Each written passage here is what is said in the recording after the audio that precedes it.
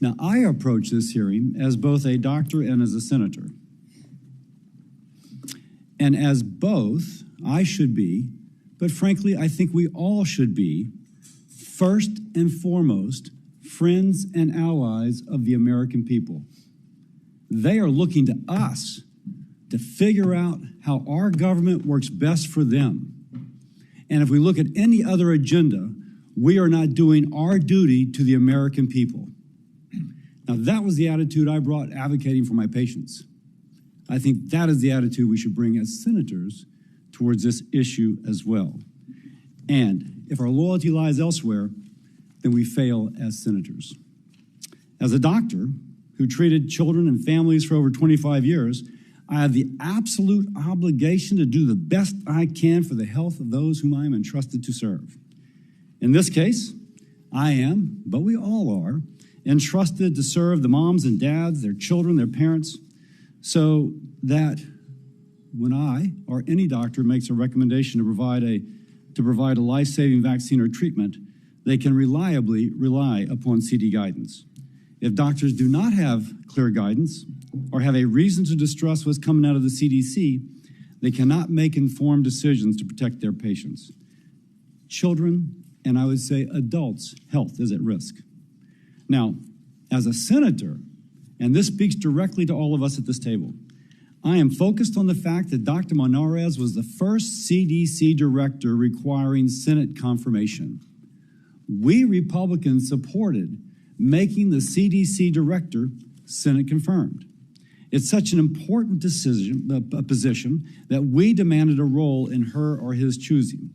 And so part of our responsibility today is to ask ourselves, if someone is fired 29 days after every Republican votes for her, the Senate confirms her, the secretary said in her swearing in that she has, quote, unimpeachable scientific credentials, and the president called her an incredible mother and dedicated public servant, like, what happened?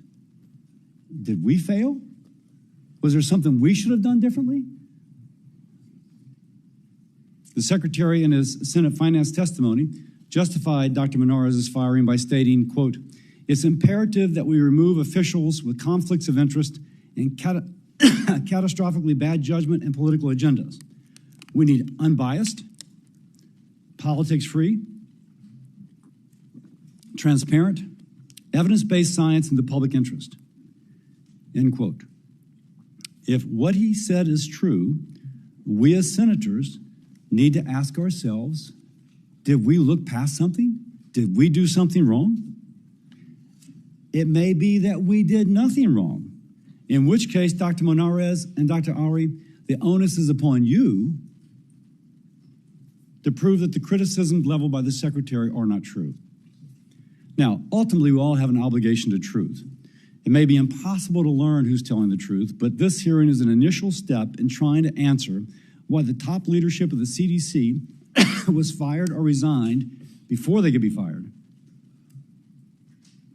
Turmoil at the top of the nation's top public health agency is not good for the health of the American people.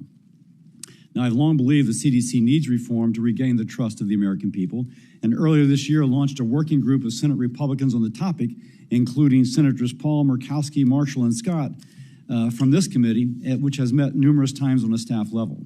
And fortunately, we have a president who has called for radical transparency in government. President Trump clearly wants to make America healthy again. I thank him for that. The American people need all the facts, not a version of the facts that fits a certain narrative or agenda. And it's with this mandate from President Trump that the HELP Committee is conducting this oversight. Today, we'll hear from Dr. Monarez and Dr. Howry, who have raised serious allegations that strike at the core of the CDC's credibility. The allegations need to be scrutinized and examined through an impartial lens. I'm also inviting HHS officials at a later point, including Secretary Kennedy, to speak with the committee and refute anything which is said today. This is how we achieve President Trump's goal of radical transparency, giving Americans the full picture so they can judge for themselves. This is not about politics. This is about protecting children's health and rebuilding trust in institutions. I want President Trump to have the best CDC in our nation's history. I want to work with the president to fulfill his campaign promise to reform the CDC and make America healthy again. The president says radical transparency is the way to do that. This hearing is one step closer to delivering President Trump's mission. And with that, I recognize Senator Sanders. Mr. Chairman, thanks very much, and thank you for holding this important hearing. Dr. Monarez, Dr. Howry, thanks so much for being with us. On July 31st, Dr. Monarez was sworn in as our nation's first Senate-confirmed director of the CDC. At a swearing-in ceremony, Secretary Kennedy said, and I quote, "Dr. Monarez is a public health expert with unimpeachable scientific credentials. I have full confidence in her ability to restore the CDC's role as the most trusted authority in public health and to strengthen our nation's readiness to confront infectious diseases and biosecurity threats," end quote. That was what Secretary Kennedy said on July 31st. On August 27th, less than a month later, Dr. Monarez was fired. Why was that? Well, according to Secretary Kennedy, Dr. Monarez, who has spent nearly 2 decades as a public service working in both Democratic and Republican administrations, he said that she is, quote, a liar, end quote, and is, quote, untrustworthy, end quote. Liar and untrustworthy. Really? How did Dr. Monarez go from being a public health expert with unimpeachable scientific credentials, who had the full confidence of Secretary Kennedy, into being a liar and untrustworthy in less than a month? That is quite a transformation. Well, I think the answer is fairly obvious. Dr. Monarez was fired because she refused to act as a rubber stamp to implement Secretary Kennedy's dangerous agenda to substantially limit the use of safe and effective vaccines that would endanger the lives of the American people and people throughout the world. Specifically, she was fired for 2 reasons. Number 1, listen to this. She refused to, quote unquote, pre-approve the recommendations of a vaccine advisory panel newly filled with people who have publicly expressed anti-vaccine rhetoric, end quote. In other words, and this is quite important, she took the radical position that she wanted to examine the scientific facts before drawing conclusions. I would hope that that is the very least we could expect from any public health official in the United States. And number 2, reason why she was fired, she refused to get rid of career scientists for doing their jobs, including Dr. Howry, who was then the chief medical officer at the CDC. Bottom line, Dr. Monarez stood up for science, for public health, and for the scientific method. Frankly, she stood up for protecting the well-being of the American people, and for that reason, she was fired. But, Mr. Chairman, let us be clear. This hearing is not just about determining why Dr. Monarez was fired and why Dr. Howry and other scientists at the CDC resigned. The issue is deeper than that. It is about Secretary Kennedy's dangerous war on science, public health, and the truth itself. Unacceptably, we now have an HHS secretary who does not believe in established science and who listens to conspiracy theorists and ideologues rather than doctors and medical professionals. It is absurd to have to say this in the year 2025, but vaccines are safe and effective. That, of course, is not just my view. Far more importantly, it is the overwhelming consensus of the medical and scientific communities. It's not what we believe. It's what the scientific and medical communities believe.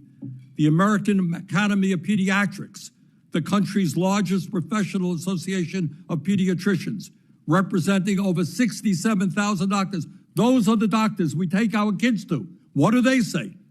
They say that one of the greatest public health achievements is the vaccine which prevents tens of thousands of deaths and millions of cases of disease. That's our pediatricians. The American Medical Association, representing over 270,000 doctors, they say that vaccines are the best tool to protect the public health against illnesses and their potentially serious complications. World Health Organization, virtually every medical organization, every scientific organization, the people who we trust tell us that vaccines are safe and effective.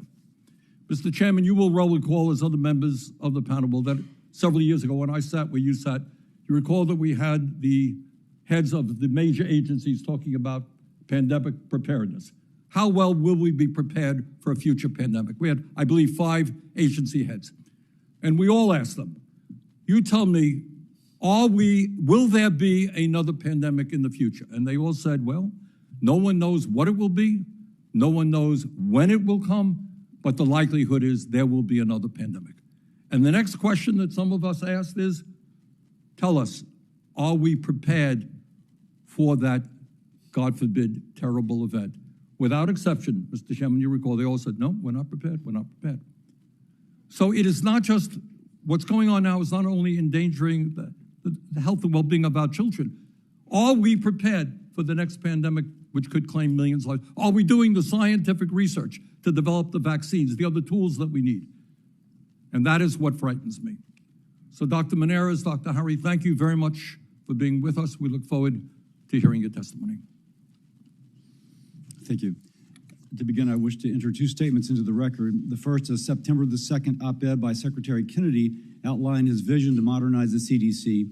The second is an article from STAT comparing Secretary Kennedy's op-ed to a memo Dr. Monarez drafted describing her priorities to modernize the agency. The article found the recommendations outlined in both the op-ed and memo were substantially similar.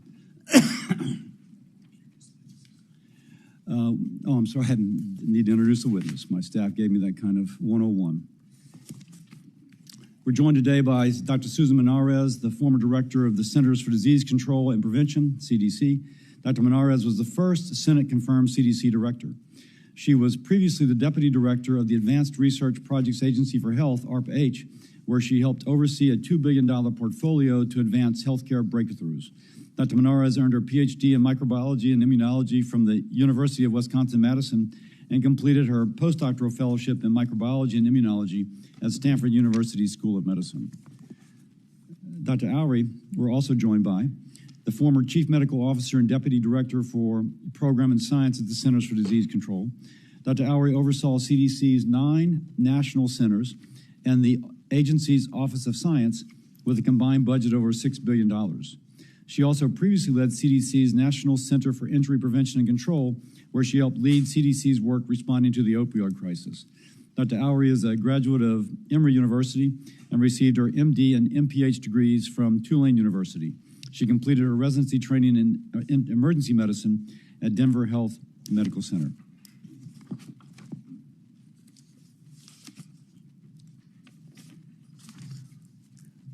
I shall now begin.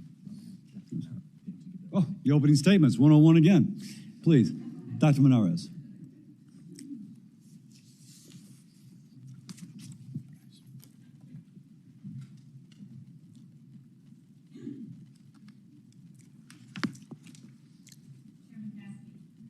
Is your microphone on? I believe it's on. Can you hear me? Yeah. Close to the mic. Thank you. Chairman Cassidy, Ranking Member Sanders, and distinguished members of this committee. Thank you for the opportunity to testify before you again. My name is Susan Monarez, and I am a microbiologist and immunologist. Exactly 12 weeks ago, in this same room, I testified that if confirmed, I would lead the CDC to restore public trust, modernize public health infrastructure, and strengthen the agency's core mission of protecting Americans from infectious diseases and emerging threats. I was honored to be nominated by President Trump and confirmed with the Senate's support. Secretary Kennedy himself swore me in on July 31st, calling me a public health expert with unimpeachable scientific credentials. My tenure as CDC director lasted 29 days. Since my removal, several explanations have been offered: that I told the secretary I would resign, that I was not aligned with the administration priorities, or that I was untrustworthy. None of those reflect what actually happened. I will share the details, but I want to be clear. Today should not be about me. Today should be about the future of trust in public health.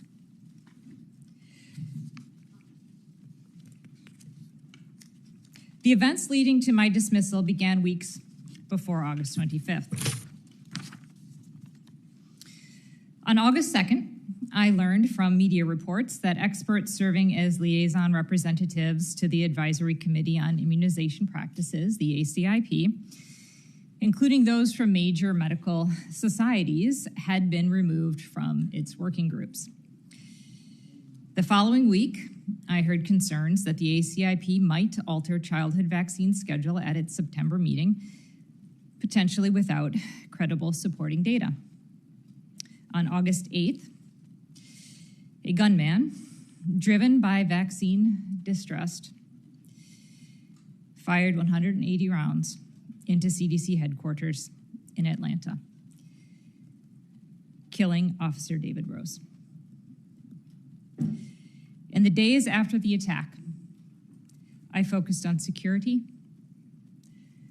staff, and ensuring the CDC could continue its mission. On August 19th, I received a directive from the Secretary's office that I now required prior approval from my political staff for CDC policy and personnel decisions. On August 21st, I was told to return to Washington from Atlanta immediately, which would have meant missing Officer Rose's memorial, something I was not willing to do. When I did return, I was concerned about my ability to continue to lead the CDC while preserving evidence-based decision-making, commitments I had made to this committee during my confirmation hearing. On the morning of August 25th, Secretary Kennedy demanded two things of me that were inconsistent with my oath of office and the ethics required of a public official. He directed me to commit in advance to approving every ACIP recommendation, regardless of the scientific evidence. He also directed me to dismiss career officials responsible for vaccine policy without cause. He said if I was unwilling to do both, I should resign. I responded that I could not pre-approve recommendations without reviewing the evidence, and I had no basis to fire scientific experts. He told me he had already spoken with the White House several times about having me removed.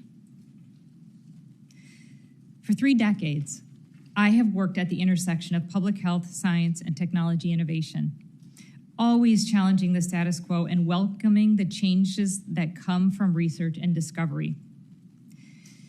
Even under pressure, I could not replace evidence with ideology or compromise my integrity. Dr. Monarez, you're almost out of time. I'll be generous, but if you could speed up just a little. Vaccine policy must be guided by credible data, not predetermined outcomes. As I wrote in my September 4th Wall Street Journal op-ed, I agree with President Trump. We should not hesitate to ask for proof about our vaccines. And I also agree with his most recent comments that vaccines are not controversial because they work. Demanding evidence is exactly what I was doing when I insisted CDC recommendations be based on credible science. I was never misaligned with the administration priorities. The goals Secretary Kennedy recently cited publicly protecting the public from threats, building infrastructure, modernizing systems, investing in the workforce, and enhancing scientific rigor were the same priorities I articulated at my confirmation hearing and began advancing during my short tenure. I remain supportive of those priorities. The question is whether they can be achieved without the expertise required at CDC. Regarding trustworthiness, I cannot define that word for Secretary Kennedy. I made commitments to this committee that I would lead with integrity, transparency, purpose, and work with Congress to maximize health outcomes and protect the American people. Secretary Kennedy told me he could not trust me. I had refused to commit to approving vaccine recommendations without evidence, fire career officials without cause, or resign, and I had shared my concerns with this committee. I told the secretary that if he believed he could not trust me, he could fire me. The next day, I was told I still had my job, but the secretary's expectations remained: approval of ACIP recommendations and dismissal of career scientists. I would not commit to that, and I believe it is the true reason I was fired. Tomorrow, the reconstituted ACIP will meet. Its composition has already raised concerns from the medical community. Based on what I observed during my tenure, there is a real risk that recommendations could be made restricting access to vaccines for children and others in need without rigorous scientific review.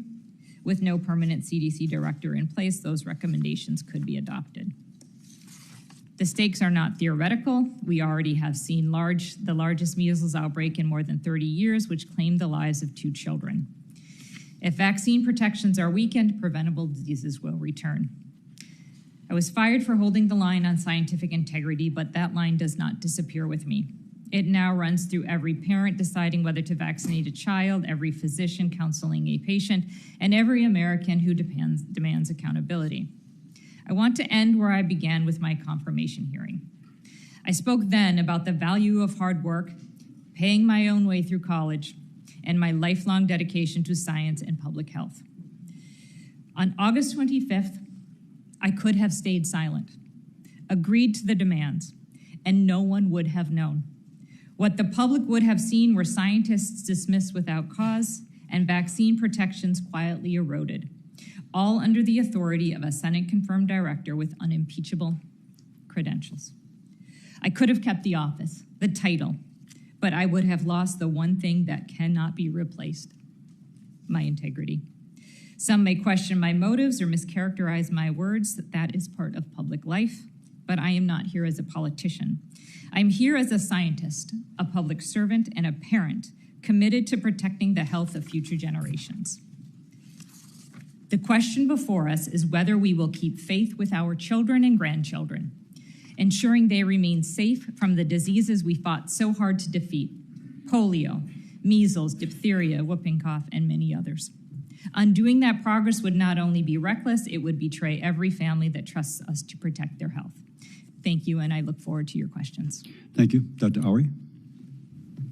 Chairman Cassidy, Ranking Member Sanders, and distinguished members of the committee, thank you for the opportunity to testify before you today. 3 weeks ago, I made one of the hardest decisions of my career. I resigned from CDC. I come to you as a doctor, as a scientist, and a mom. For over a decade, I worked as an emergency physician, treating patients where I saw firsthand how illness and death devastate families and loved ones, and even more devastating when it's preventable. That's what led to my career in public health. I changed my focus from treating individual patients to protecting the nation. I served 10 years at CDC under 6 directors and 4 administrations. In each case, priorities shifted, but decisions were grounded in evidence, transparency, and consultation with the world's best scientists. That has changed. I resigned because CDC leaders were reduced to rubber stamps, supporting policies not based in science and putting American lives at risk. Secretary Kennedy censored CDC science, politicized its processes, and stripped leaders of independence. I could not, in good conscience, remain under those conditions. America's progress in health is one of the greatest success stories in history. A century and a half ago, life expectancy hovered around 39 years. Today, it is nearly double that. And we got there through vaccinations, through safer food and water, through smoking cessation, and through the quiet, steady work of public health in every state and county across the country. There is certainly still work to be done to improve the health of our nation, but when we erode the institutions and processes that deliver evidence-based interventions to detect, prevent, and respond to health challenges, as Secretary Kennedy is doing, we trade proven gains for avoidable harm. We know vaccines save lives, yet all 17 voting members of ACIP, the committee that sets vaccine recommendations, were replaced with critics.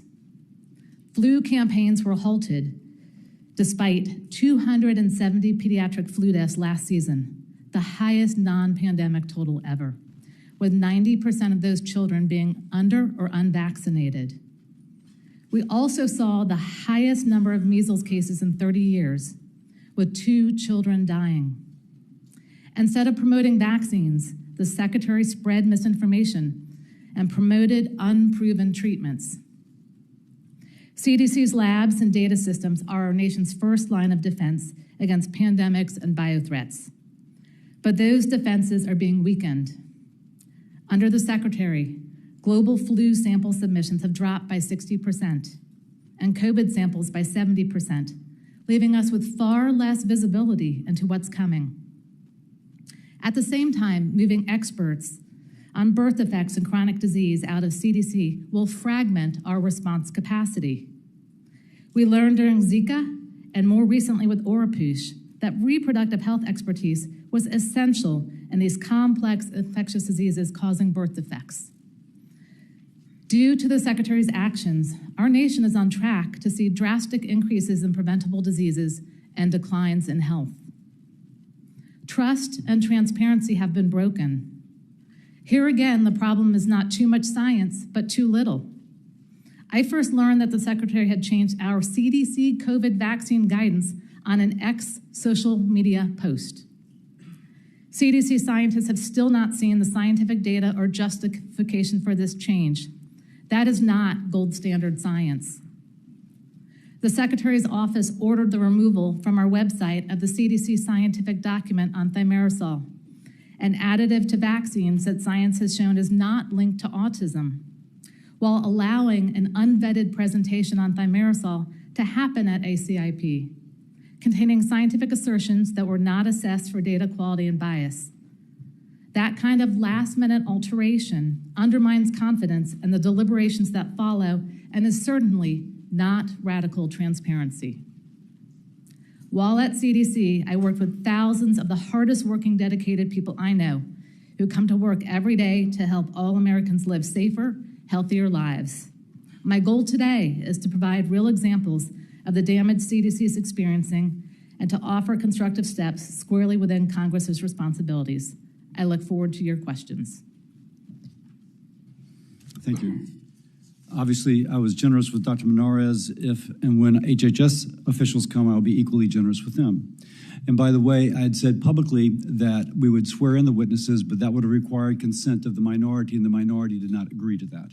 So, please. When Secretary Kennedy came before us, he was not sworn in. To the best of my knowledge, no person ever before the Health Committee has ever been sworn in. Which would have required unanimous consent, and it's certainly the right of the minority to object to that, and he did. So, Susan. I would ask unanimous consent that the witnesses for this hearing and the subsequent hearing be sworn in. Unanimous consent motion has been made. Is there an objection? Chairman Cassidy, I object to the request to waive our committee rules. We did not swear in Secretary Kennedy. He appeared before this committee on 2 occasions, and to change the rules right now in a highly politicized moment seems to me to be extremely unfair to Dr. Monarez and Dr. Howry. But she is suggesting that we would do it for the HHS officials that came. We have not done it. I think it is unfair. You did not swear in Kennedy on 2 occasions. I don't think you changed the rules right now. Okay. I will note that it's against the law to lie to Congress anyway. That's right. And so But I do think putting people under oath sometimes makes them more believable. And but we can discuss that for future hearings and maybe go along with that, but not right now. Okay.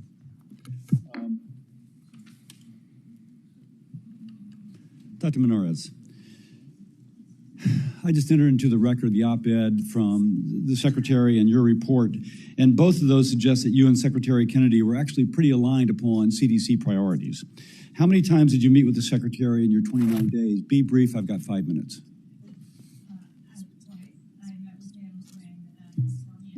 Are you on? Yes, can you hear me? I met with him twice. When he swore me in, he was in the room, he swore me in. And then I met him again on August 11th when he came down to tour the buildings that had been under the gunfire. And we chatted briefly. And then you met the 25th as well? And then the 25th, that's correct, yes. Okay, and how many meetings were around the period of the 25th? We had 3 distinct meetings that day. Okay, and what did he tell you to do? In the first meeting, briefly, in the first meeting, he asked me to commit to firing scientists or resign. He asked me to pre-commit to signing off on each and one of the forthcoming ACIP recommendations, regardless of whether or not there was scientific evidence. And what were those recommendations? Did you have a foreshadowing of what they would be? I did not. We did not get into any substance about what those... He wanted you to approve them. He just wanted blanket approval. Okay. And if I could not commit to approval of each and every one of the recommendations that would be forthcoming, I needed to resign. I did not resign, and that is when he told me he had already spoken to the White House about having me removed. Did he ever communicate he was going to change the childhood vaccination schedule? Not until that very day. In that morning meeting, he said that the childhood vaccine schedule would be changing starting in September, and I needed to be on board with it. Did he ever suggest that he was speaking for the president? In that morning meeting, he did say that he had spoken to the president. He spoke to the president every day about changing the childhood vaccine schedule. Okay. Did Secretary Kennedy ask you to speak to anybody outside of HHS? He did. In the second meeting that day, he indicated that one of his colleagues or collaborators, I don't know what the relationship is, was coming into town the following week, and he wanted me to meet with that person. Who was that person? The person was named Aaron Siri. Aaron Siri, is he the trial attorney who wanted to get rid of the polio vaccine, allegedly, and President Trump slapped him down and said he couldn't do that? Is that the same Aaron Siri? I don't know the second part of that, but I do know that there were public reports that he is the individual who had suggested getting rid of the polio vaccine. Okay. Now, Secretary Kennedy told the Finance Committee that he did not ask you to pre-approve, but that you were biased against the new ACIP, and he just asked you to keep an open mind. Did he cite any data or science as relates to the potential ACIP recommendations to persuade you to support them? He did not have any data or science to point to. As a matter of fact, we got into an exchange where I had suggested that I would be open to changing childhood vaccine schedules if the evidence or science were supportive. And he responded that there was no science or evidence associated with the childhood vaccine schedule. And he elaborated that CDC had never collected the science or the data to make it available related to the safety and efficacy. To be clear, he said there was not science or data, but that you still expected you to change the schedule. Correct. Okay. Dr. Howry, Dr. Monarez has just said the Secretary directed her to accept vaccine recommendations without seeing them and for which there is no science. Related to tomorrow's ACIP meeting, who decided what would be on the agenda? So I don't have great visibility into that. I know the senior advisor and HHS counselor worked with our staff and the designated federal official and proposed items. Okay, and who is the senior counselor? The senior advisor is Stuart Burns, and the HHS counselor is Ren Archer. And those are political appointees answerable to the Secretary? Yes. Is that the way does normally the cabinet secretary or political staff set the agenda for a scientific meeting? Not for the past decade. I was at CDC. So this is the first time that's been the case? Yes. And in preparing materials for the meeting, were you told to disregard science or to enhance science, or what were you supposed to do? For the last meeting, we had developed... I'm talking about this meeting coming up. So for this meeting, we didn't have work groups other than one for COVID. So CDC scientists were being asked by ACAP to develop questions and recommendations.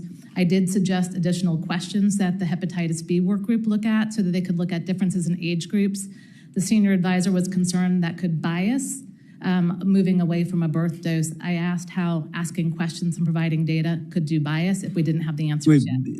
Biased against moving away from, you're suggesting that they wanted to move away from the birth dose, but they were afraid that your data would say that they should retain it? Correct. That's okay. Senator Sanders.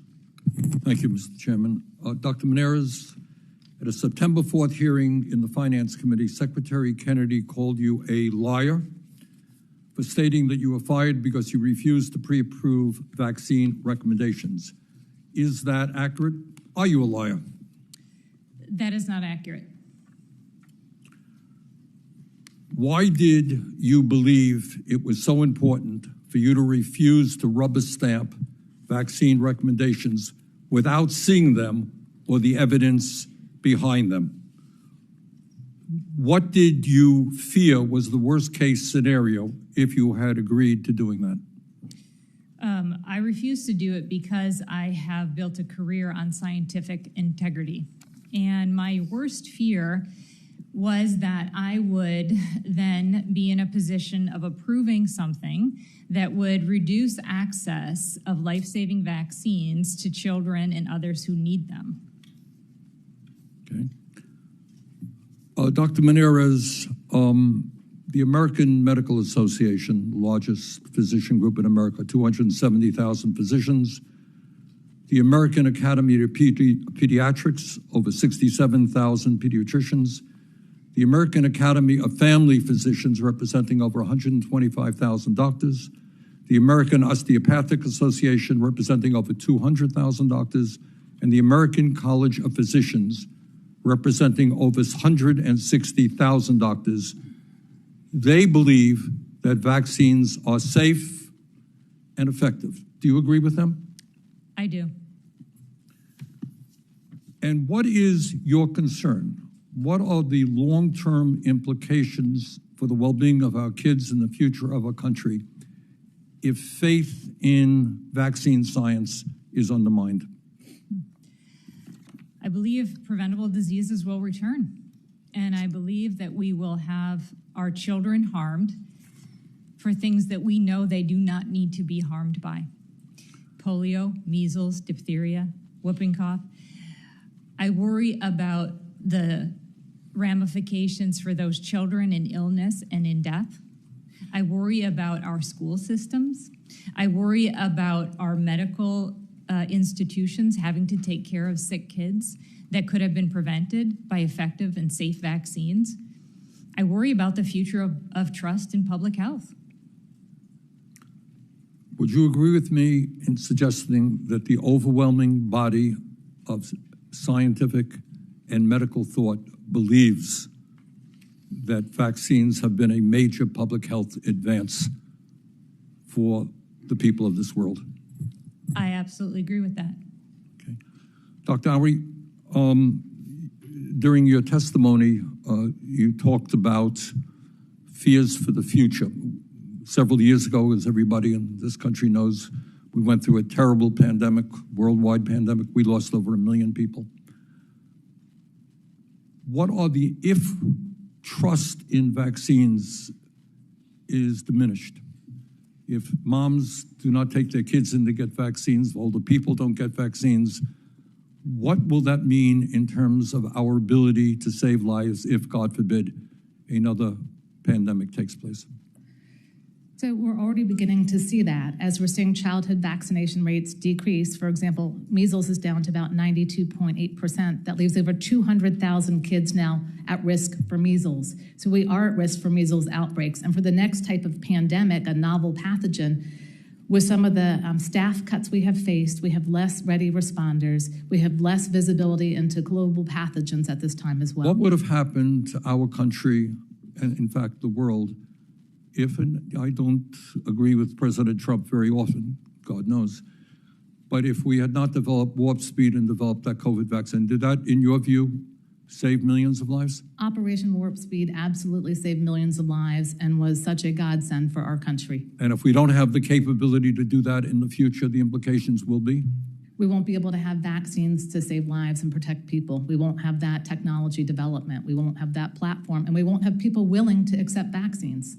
And that will impact not only our country, but people throughout the entire world. Absolutely. Okay. Thank you, Mr. Chairman. Senator Paul. Dr. Monarez, I agree with you completely that we need to restore trust in public health. But in order to do so, we have to have a discussion about the actual science, and we can't have a discussion this, is about all vaccines are good, all vaccines are bad. This is about specific vaccines, it's about specific age groups, it's about specific policies. Does the COVID vaccine prevent transmission? The COVID vaccine can reduce viral load in individuals who are Does it prevent transmission? When you have reduced viral load, you will have reduced transmission. But in other words, it doesn't prevent transmission. You can still transmit the virus if you've had the vaccine. In fact, there's been reduced ability to interfere with transmission over time. And what we've found is the most recent one since Omicron is down around 16% reduction, if there is a reduction. Does the COVID vaccine reduce hospitalization for children under 18? It can. It doesn't. The statistics are inconclusive, and the reason you can't prove that it does is there's so few people under 18 that go to the hospital. The numbers are extraordinarily small. There's like 76 million kids under 18 in our country. 183 died, and a few thousand went to the hospital in 2020 and 2021. And since then, the numbers have dropped precipitously, and the idea and the issue needs to be discussed. But the COVID vaccine is not reducing hospitalization. It's not statistically significant. Does the COVID vaccine reduce the rate of death for children under 18? It can. Once again, it can. That's a ridiculous answer. No, it doesn't, and there is no statistical evidence that it does reduce the death rate. These are statistics. We've looked at it. When they approved it, they had this discussion at the vaccine committee that we've been talking about. During the discussion, they acknowledged that there was no proof of reduction in hospitalization or in death. So what they did is they said, what can we use to try to make people take this vaccine? They came up with this. They said that if we give you a COVID vaccine, you make antibodies. So really the whole recommendation for having a COVID vaccine from 6 months up is not based on hospitalization data, not based on deaths. It's based on whether you make antibodies or not. And what people fail to see from this is I can inject you with a foreign protein every week and measure your antibodies. You'll make antibodies every time. It just means immunology work has nothing to do with whether you should get a vaccine every week. So when we're discussing the science here, we have to discuss what is the science in favor of giving a vaccine to a 6-month-old and what are the benefits from that. And there is no benefit of hospitalization or death. And then what would the risks of the vaccine be? We have large population studies of the risks of the vaccine in younger people. And it turns out that you don't see this as much if you look at the general population, but once you start isolating in by age group, which you have to do in COVID because there's such a disparity among age group, you find that there is a risk of myocarditis, a significant event. It's somewhere between 6 and 8 in 10,000. But that's much greater than the risk of hospitalization or death, which are not even measurable because they're so small. So you resisted firing people who have this idea that the COVID vaccine should be at 6 months. That's what this is about. You didn't resist firing the beautiful scientists that are career people and unobjective and unbiased. You wouldn't fire the people who are saying that we have to vaccinate our kids at 6 months of age. That's who you refuse to fire. So that assertion is not commensurate with the experience that I had with the individuals who are identified to be fired. Did any of the people you refused to fire, did any of the people you refused to answer the question? Did any of the people you refused to fire believe that we should change the vaccine schedule and no longer force 6-month-old kids to take it? Every one of them was adamant we should keep it at 6 months. Everybody said, alarm, we're going to change the childhood routine. Well, we should. There is no medical reason. What is the medical reason to give a hepatitis B vaccine to a newborn whose mom has no hepatitis? So none of the discussion points that you just brought up were ever. That's changing the childhood schedule. Will you allow her to answer the question? Regular order, You have regular your order. time. You have your Regular time, order. Bernie. I got mine. Look, this is the debate over changing the childhood schedule. The hepatitis B vaccine on the schedule is given to newborns. What is the medical, scientific reason and proof for giving a newborn a hepatitis B vaccine if the mom is Hep B negative? I want to go back to the assertion associated. What is the medical reason for giving a hepatitis B vaccine to a newborn? See, everybody's like blithely going along. We can't change the childhood. You're somehow terrible if you want to change the childhood. We should be discussing what is the childhood vaccine schedule, and the burden should be on you. You want to make all the kids take this?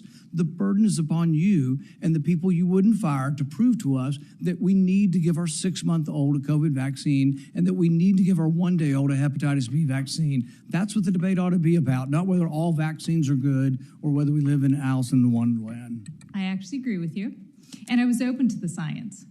I just would not pre-commit to approving all the ACIP recommendations without the science. Untrue.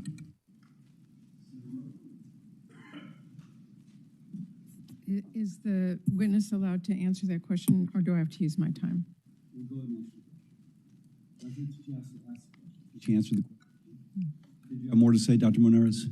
The last thing I wanted to say about those scientists, we had never discussed any of their thoughts, considerations. Or We being we. Who is we? me and the scientists that I was being asked to dismiss.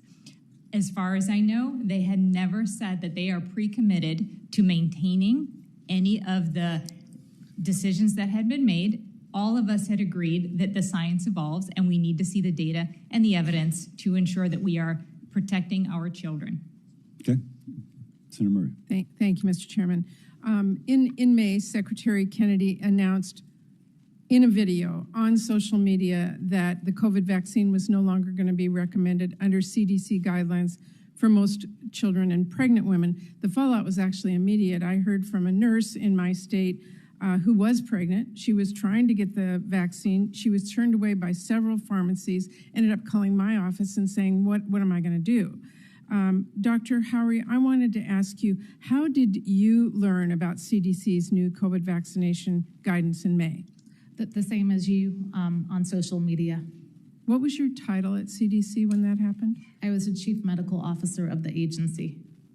It's unthinkable to me that the chief medical officer at CDC was left in the dark about such a consequential public health decision that affected real people.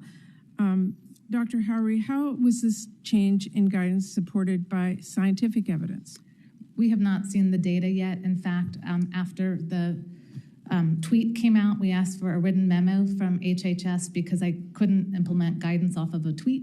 The written memo didn't say the same as the video. There was a difference between healthy versus all. You can't provide guidance off of a tweet. I didn't think that was prudent. And then we did ask for the data to back it up, and we have not received the data to date. To date, no evidence. Okay.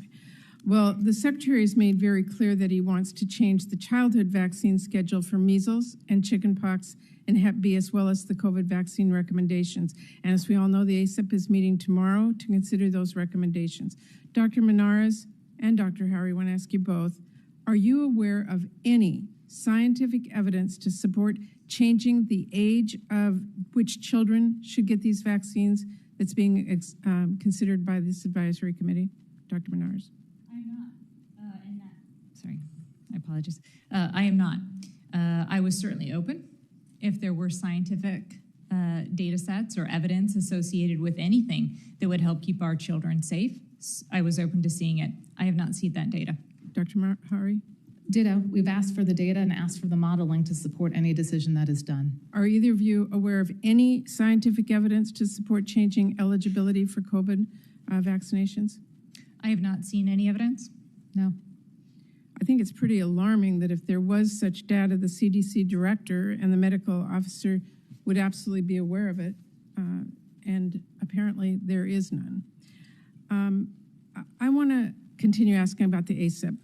Dr. Monarez, you mentioned that Secretary Kennedy asked you to pre-approve the September ACIP vaccinations a month before the committee was scheduled to meet without knowing what they were or what evidence that was based on, correct? Correct. I find that troubling and ironic, given what Secretary Kennedy said in June when he fired all 17 members of the ACIP without cause and called them, quote, a little more than a rubber stamp. That's exactly what he wanted you to be for the new board, for his new board of unqualified vaccine skeptines. The former members of ACIP actually met in April.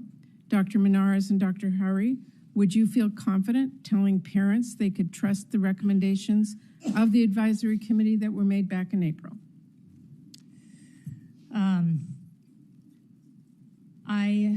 Before they were fired. Yeah, I would say that the individuals that were participating in April had the commensurate skill sets and background to be able to evaluate the decisions before them. The processes were regular in terms of using the evidence to recommend. There was working groups that substantiated the information. There was robust deliberation during the ACIP meeting.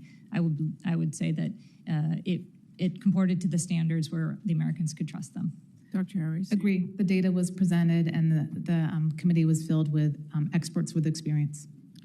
The newly chosen ACIP members met in June, and they're going to meet again tomorrow. Will either of you, feel confident telling parents they can now trust the ACIP recommendations that come out of this week's meeting?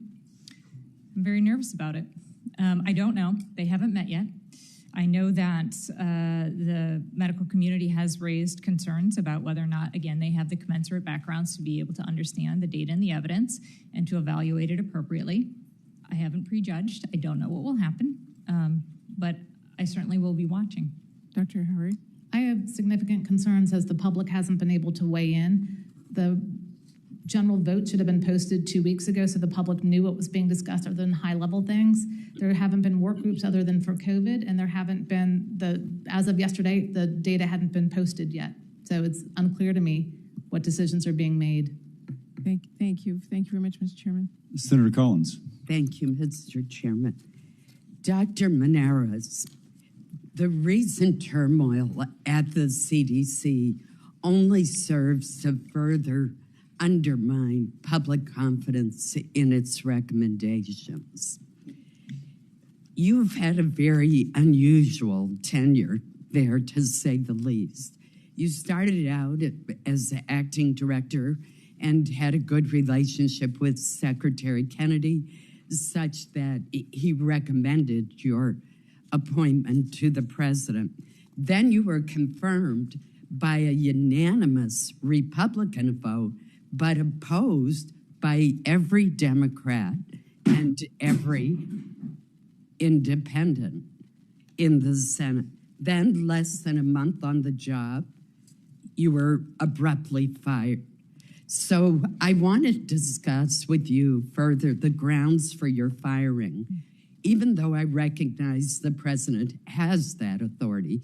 But as many of us have said, we just changed the law to make the CDC director appointed or confirmed by the Senate.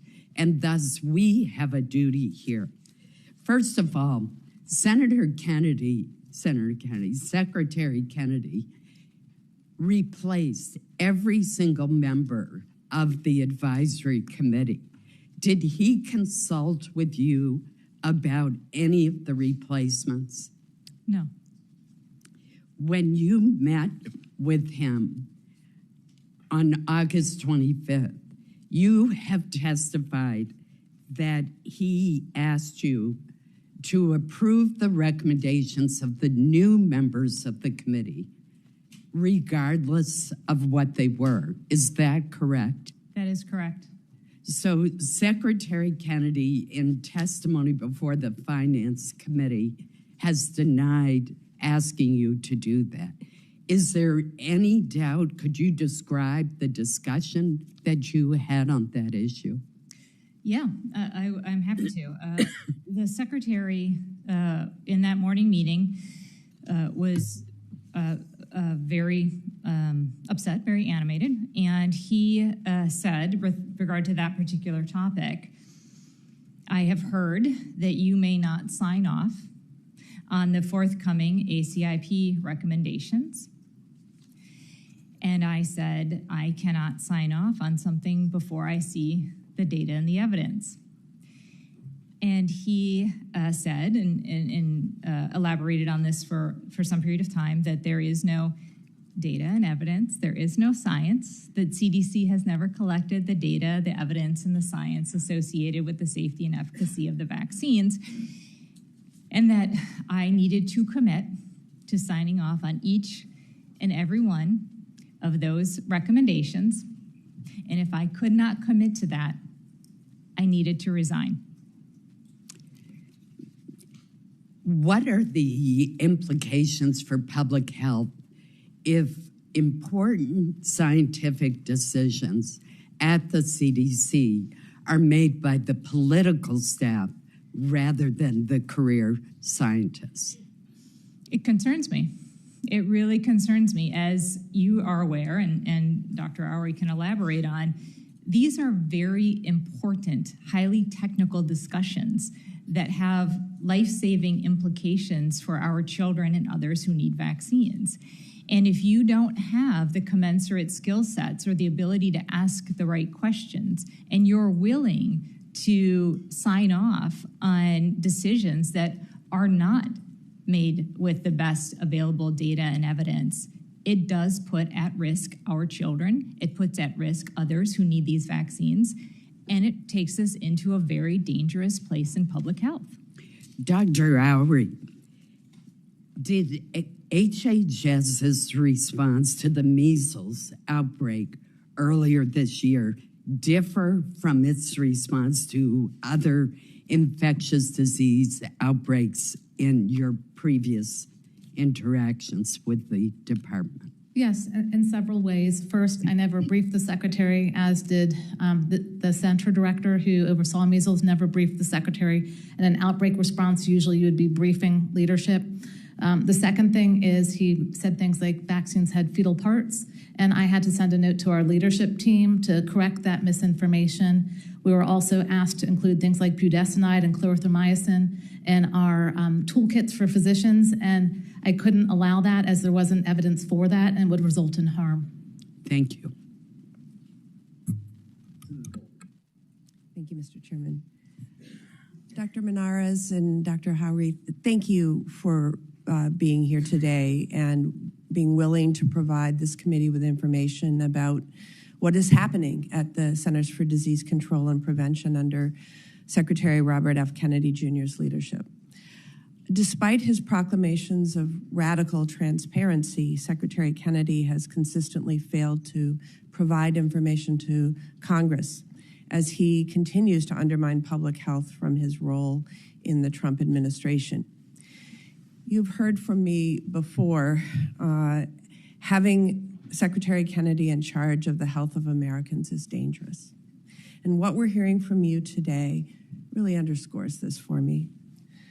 Dr. Monarez, when your confirmation was before the Senate, I had my doubts that anyone in your position would be able to stick to the science and stand up to Secretary Kennedy as he compromises the health of the country in order to further his own ideas and agenda.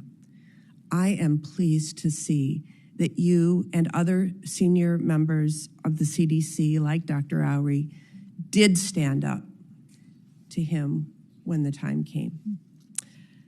You've both spoken about censorship and requests to compromise scientific integrity. Dr. Monarez, did Secretary Kennedy ever give you instructions on how you should interact with members of Congress? He did. After the morning meeting, I became very concerned. I was alarmed that I was not being consistent. I would not be consistent with those areas that I had committed to this committee that I would do: transparency, integrity. And I had reached out to the committee to share my concerns. Secretary Kennedy became aware of that. and he was very concerned that I had spoken to members of Congress, and he told me I was never to do it again. Congress and the American people need to know what is happening at the CDC, and this censorship is not radical transparency, and it is unacceptable. Dr. Howry, I was shocked to learn that you found out about the changes to the COVID vaccine policy on the social media platform X. Decisions like this must be made in consultation with CDC experts, because otherwise we are left wondering who is advising the Secretary of Health, or if his own conspiracy theories are enough to dictate who can get a vaccine. Dr. Howry, did you ever brief Secretary Kennedy? I never briefed him. I accompanied him on a tour of CDC after the shooting. Did your center directors ever directly brief Secretary Kennedy? They did not.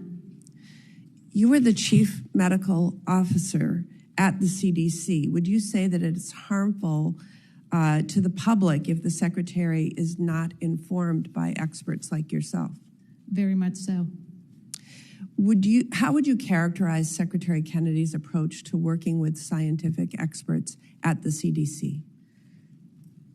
You know, we would have loved to have had the conversations with him. I offered to 2 different HHS leaders that we would like to brief the secretary.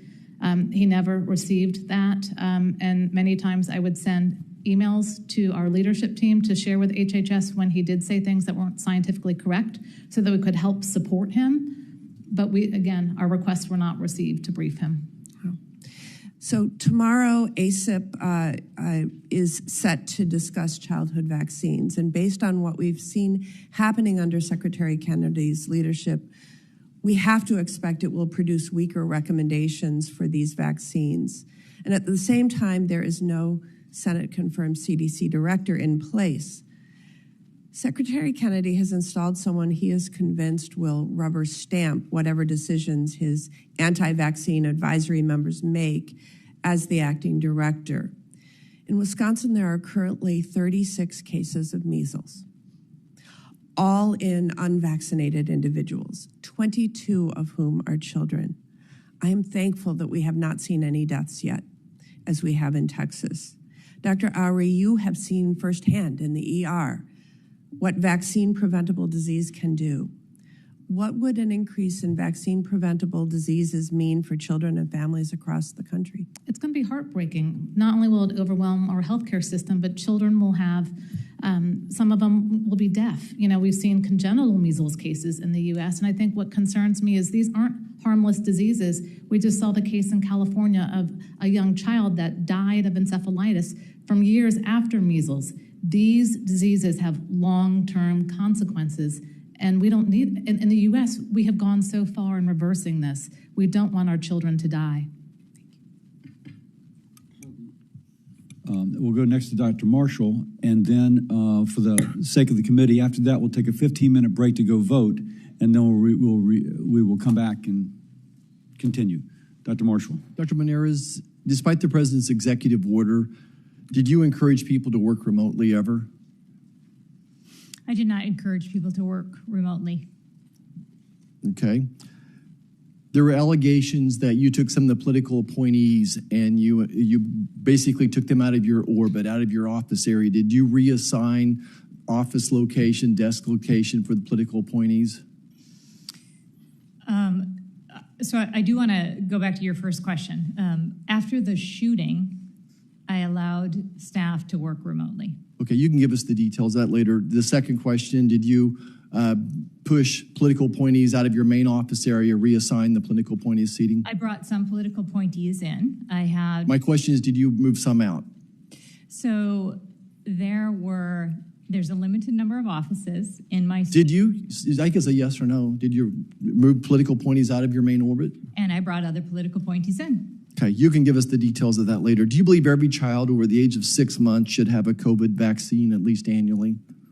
I believe that is a discussion that a parent needs to have with their pediatrician. And if it is right for that child, based on the risk, then that child should have the opportunity to get the vaccine. If there's reports come out that show that indeed the COVID vaccination led to the death of children, would that influence your advice? Certainly would want to know about that. Okay, the CDC currently recommends between 70 and 80 shots over the child's lifetime. Do you fully support that recommendation that every child needs every vaccine as recommended by the CDC? The data associated with those recommendations has been validated and vetted. That is the current schedule. So you agree that you support every child needs every vaccine that's on the CDC recommendations, all 70 to 80 jabs? The childhood vaccine schedule has been vetted and validated through science and evidence. The almost 20 different diseases that are mitigated through those vaccines are very important. I think that every parent should have the opportunity to talk to their pediatrician and make sure that they understand the benefits and the risks of those vaccines and what is in the best interest of their children. Do you believe any or all of those should be mandated? CDC does not mandate vaccines. What CDC does is provide the evidence associated with the recommendations so that a parent and a physician can make the best determination for them. When you were considering this job as CDC director, was there ever any doubt in your mind that you could fulfill the mission to work with Secretary Kennedy? There wasn't. I have worked for political appointees and politicians for almost 20 years. And my experience has been when it comes to critical and important issues like science and medicine, data has always been paramount, and it has always been the core driver to how we work together. Would you agree with me, though, at this point in time, that you're not the right person for this job, that your belief system, thinking that every child needs every vaccine, which is what your CDC does, every child needs every vaccine, all 70 to 80 of them, is certainly a different mindset than Secretary Kennedy's. And that if the university president, I think a great sports analogy, I hate to do this, but the university president and the athletic director decide you're not the right coach for this team, then it's probably time to say goodbye and we need a new coach. Would you agree that certainly you're going in a different direction philosophically than Secretary Kennedy is? So I will stand behind scientific integrity with every decision I ever make. If I am put in a position of having to say, I will cede scientific integrity to retain my job, then I am not the right person for the position. I believe that we must have science and evidence to support the best decisions for our children and others who would benefit from vaccines. So I think here's the biggest difference in philosophy that I see, is that I think the CDC is the cause of vaccine hesitancy, that you are the problem, that because of COVID and you're forcing these vaccines on people that weren't ever really proven or justified, that the benefits didn't outweigh the risk, and you all sat there with your hands in your pockets and you let that happen. And then you let this hepatitis vaccine be at 1 day of age, be forced upon everybody. And all of a sudden, the moms and the grandmas never trust you because you're trying to force a vaccine that's not necessary at day one. If you're going into nursing school, medical school, absolutely, you should consider that hepatitis vaccine. But basically what the CDC does is act like a mandate. And you force doctors that don't agree with you to kick patients out of their clinics because they don't want their child to be exposed to a vaccine that was approved after just like 140 patients took it, being followed up for 5 days. It just makes no sense to me that every person needs every vaccine. But regardless, some of the vaccines have done incredible work. They are a miracle. They've done a great job. The basic vaccines that we got in the 60s and 70s, polio, MMR, DTaP, those seem to be great vaccines that have told the test of time. But your attitude here that every person needs every vaccine is completely contrary to Secretary Kennedy's philosophy and the mission of the president. Thank you. So, as announced earlier, we will stand in recess subject to the calling of the chair. I expect it'll be about 15 minutes. We ask the members of the audience to stay in your seats so the witnesses can retreat to the holding room. We'll be back.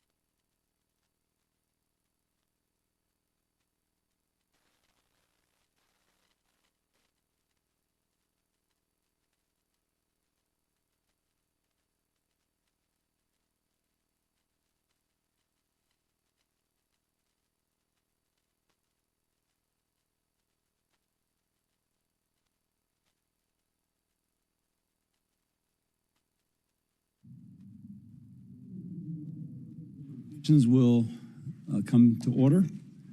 As I said earlier, there's some of our colleagues who are staying on the floor for the next vote.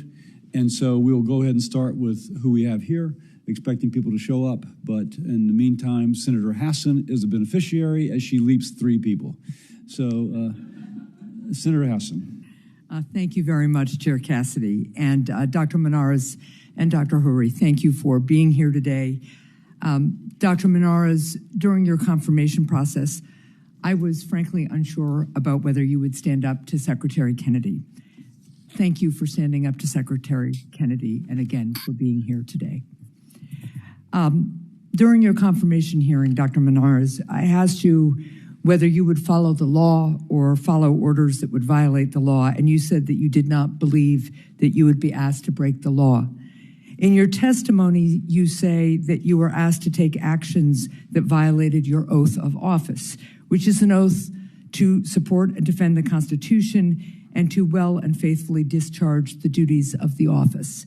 What directive did you receive that would have violated your oath of office? It was actually the latter part that concerned me. Yeah. Well and dutifully execute the functions of the office, and being asked to compromise scientific integrity associated with those decisions and to fire individuals without cause gave me pause about that particular phrase. Yeah. Is it fair to say that one of the ways you could describe your duties of the office is to protect the health of families and children by making sure you adhere to science? That's exactly right. Thank you. Doctor, as you've shared today, Secretary Kennedy demanded that you blindly rubber stamp his future vaccine decisions. When you pushed back on Secretary Kennedy's demands, how did he react? He was very upset. The entire meeting was very tense. He was very upset throughout the entirety of our discussion, and it was not a productive exchange of information. What was the Secretary's reaction when you raised the need to consult scientific evidence before making decisions? I'm sorry, what was that? What was the Secretary's reaction when you raised the need to consult scientific evidence before making decisions? Yeah, it was, this is when he stated that CDC had not collected the data or the science. There was no scientific evidence associated with these vaccines. He said that CDC had failed in its duties to be able to appropriately evaluate the safety, the efficacy, never had conducted controlled clinical trials, placebo-controlled clinical trials associated with the vaccines.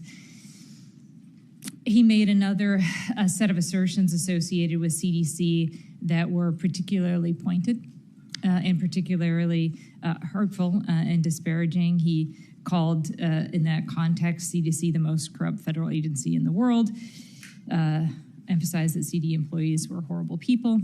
He had said that, I'm sorry.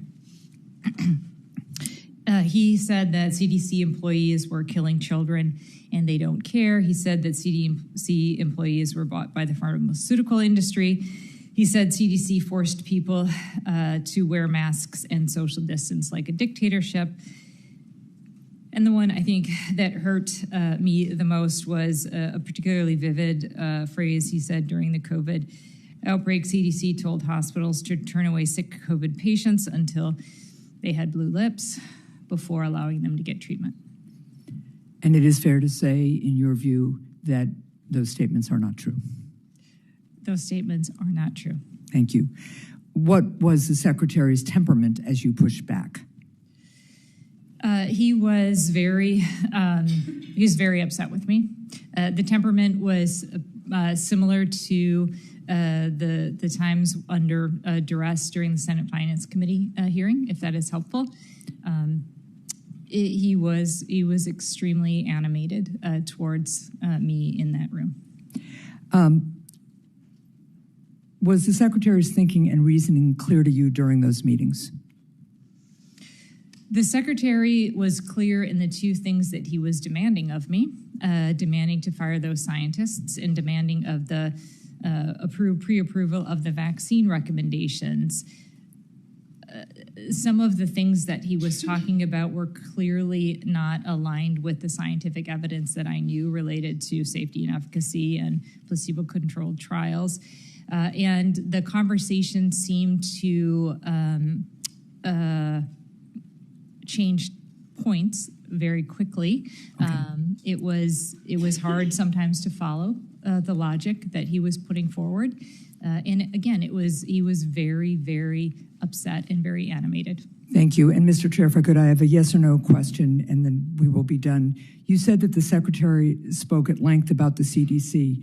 During that time, did he ever express condolences for the police officer who was killed during the recent shooting at the CDC or the 2 children who died of measles this year?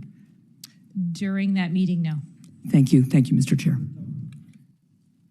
Thank you, Mr. Chairman. Dr. Monarez, you and I spoke, I guess, a little over a month ago in my office, and we talked about trust, and that was really my number one concern, because President Trump was elected by the American people to make change. Mm-hmm. And our healthcare system during COVID, there was a lot of things that were exposed. Mm-hmm. CDC was one of them. We were looking for somebody that could run the CDC for change and get the trust back of the American people. Do you agree or disagree that the CDC director reports to the HHS secretary? The CDC director does report to the HHS secretary. Yeah. Do you believe that President Trump has the right and the authority to pick his cabinet? He does. Okay. After you were nominated, what kind of conversations did you have with Secretary Kennedy before your confirmation, or was there any? Between the nomination and the confirmation, I don't recall any engagement. What about before your nomination period? We did have some conversations, yes. Yeah. Very positive, I hope. He was excited about my priorities: restoring trust, transforming public health infrastructure, modernizing the agency, preparing for the next pandemic. We had some productive engagements about the technological innovations that I wanted to bring to CDC. I was enthusiastic, and I believe he was as well. So the problem I have here is probably this conversation should have been maybe a little bit more private of after all this. That's how I handle all mine if people were let go, back when I had some kind of control over a situation. But that being said, it's hard to explain, here, to find out who's telling the truth, because there's a lot of discrepancies on both sides. After Secretary Kennedy and now you here today, the American people want bureaucrats to understand you're not elected. We didn't elect you. We want you to do your job, okay? And I think you agree with that. America needs better than this at the end of the day. Mm-hmm. And so I'm going to ask you some questions here. And, did you tell the secretary you were untrustworthy? He asked me. He didn't ask me. He told me he could not trust me. He told me he could not trust me because I had shared information related to our conversation beyond his staff. I told him, if you cannot trust me, then you can fire me. Okay. Did you remove or work to actively undermine political leadership appointed by President Trump? I don't believe so. Anybody in the CDC? Nobody? Did you remove? Once you got into office, was anybody removed? No one was fired? removed. Were they changed positions? There were no political appointees that I changed positions. Okay.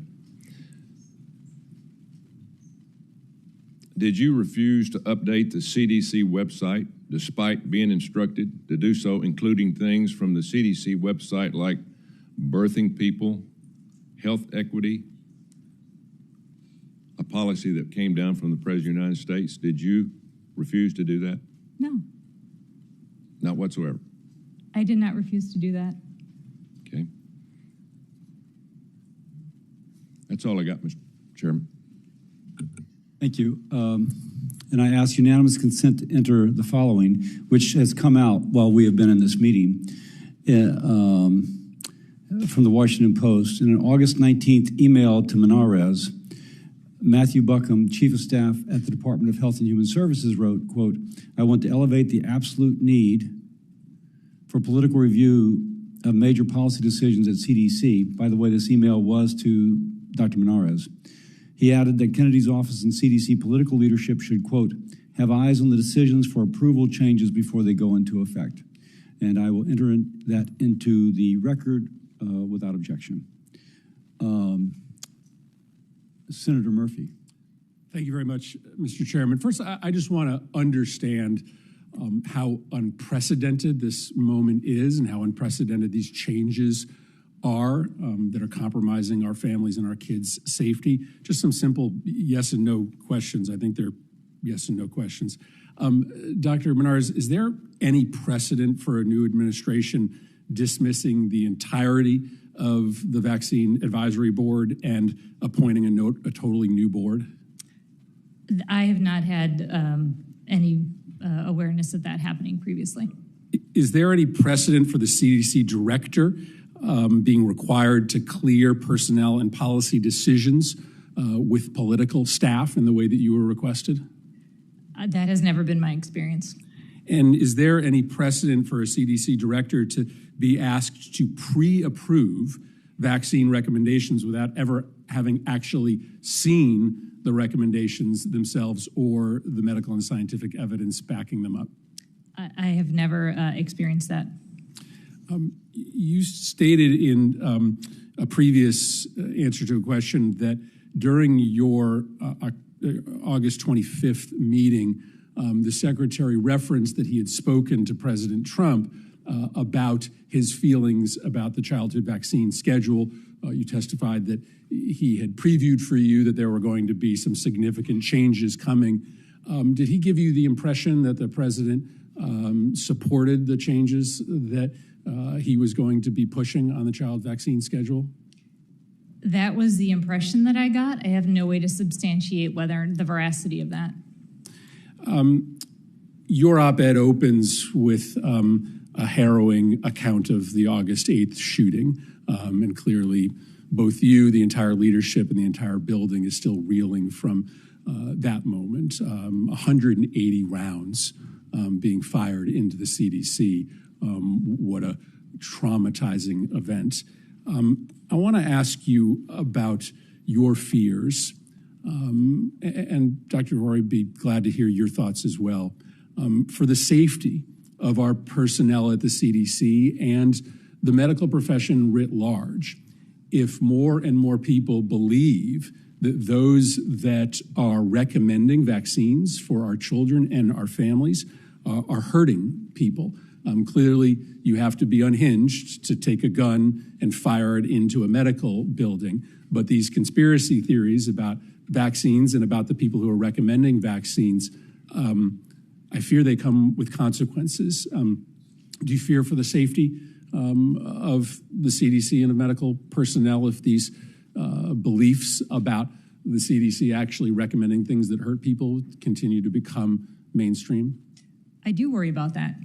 I myself was subject to threats, and I am very concerned that the further promulgation of misleading information will undermine not just the safety and health of our children, but it will also exacerbate some of these tensions, the willingness to commit harm if someone is affronted by a belief that the people like us that are trying to help them are actually not trying to help them. And I would just say it was 500 rounds. It was 180 that hit the building. Hit the building. Now, each bullet was meant for a person. And each of my staff were very traumatized afterwards. I had staff that were covering their kids in the daycare parking lot. There were people that were out at the ride share as bullets were passing over their head. I have many that won't speak about vaccines now and have removed their names off of papers. They don't wish to present publicly anymore because they feel they were personally targeted because of misinformation. So you know of personnel who now will not put their name behind good science. Correct. That they know would protect the health and safety of families and children because of their fear of violence. Correct. And even at the ACIP meeting, you'll notice we don't have our subject matter experts presenting anymore. It's taken up to a leadership level because we did that to protect our staff and scientists so that they would be disconnected and their names not associated so that they won't be targeted. Thank you both for your candor today and your service to the country. Senator Banks. Dr. Monarez, I understand you have retained attorneys to dispute your firing. Is that correct? I believe they're with you today. Not to dispute the firing. I have been fired. They're here to help me prepare for this, to make sure that I was in a position to be able to communicate effectively what transpired. So their purpose is to support you just for today, or is there another purpose that those attorneys They have been have supporting for you? They have been supporting me since knowing that there was so much complexity associated with what happened. I'm curious if did Mark Zaid connect with you, or did you reach out to him?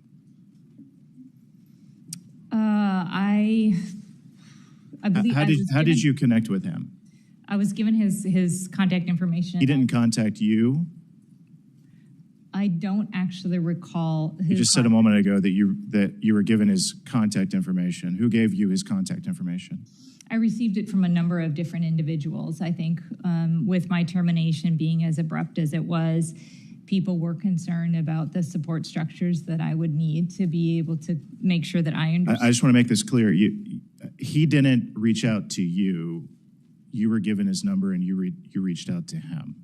Is that correct? That's what you just said. Is that? I believe that is correct, although I don't have perfect. I'm going to ask one more time. He didn't reach out to you. I don't believe he reached out to me.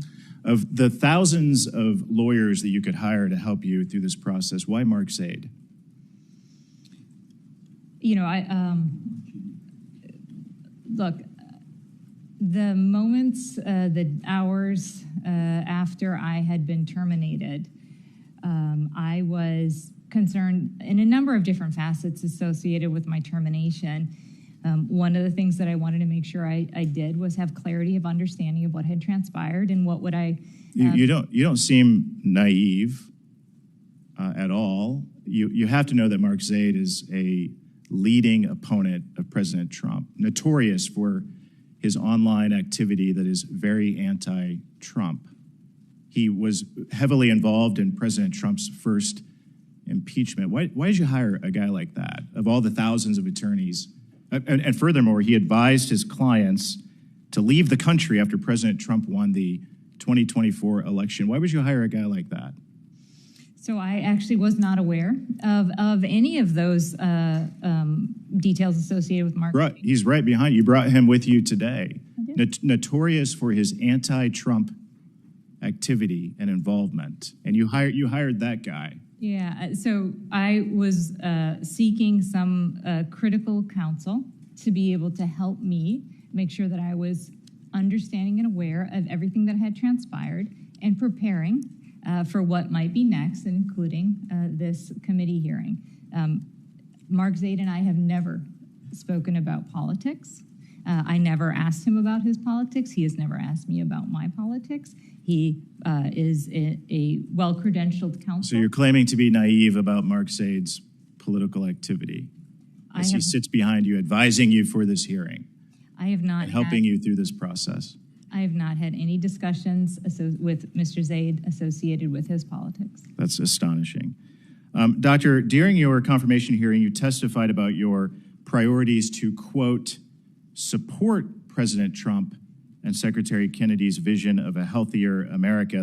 Those were your words. Did your priorities change along the way? My priorities have not changed. And when you were serving as acting CDC director and then nominated and confirmed, you obviously understood President Trump and Secretary Kennedy's priorities, the MAHA priorities. You obviously understood those. What changed along the way? The only thing that changed was the demands that I compromised my integrity. I still support that we need to make our children healthier. I still support that we need to do all of the things I had. You determined along the way that you weren't aligned with President Trump and Secretary Kennedy. I did not. Okay. I did not. The only Tell us more about the conversation that you had with Secretary Kennedy about your trustworthiness. Yep, he had become so. Three things had happened. And you denied to Senator Tuberville that you yourself told Secretary Kennedy that you are untrustworthy. I did not say. How did you say that?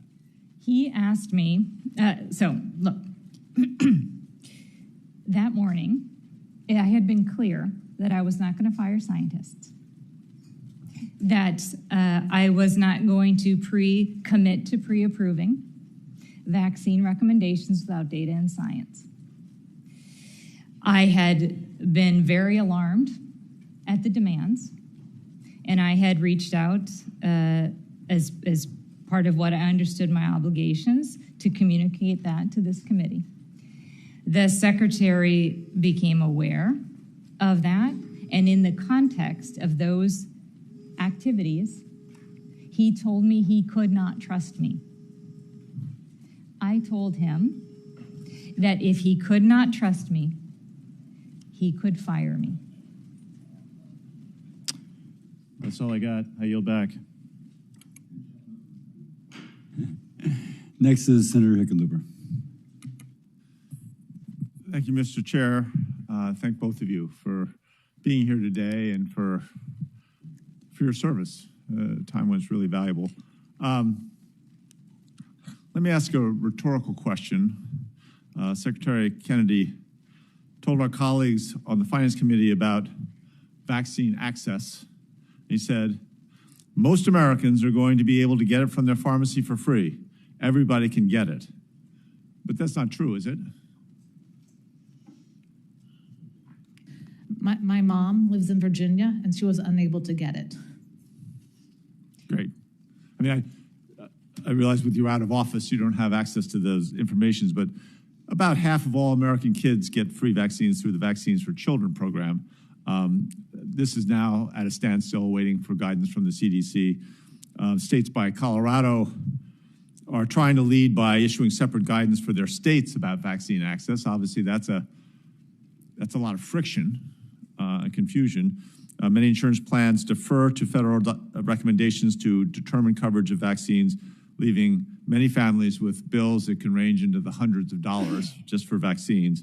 And pharmacies across the country, from the confusion, they're not sure if they can administer the vaccine or even if they have it in stock. So I think we've got a real problem to navigate that we've got to be able to look at it.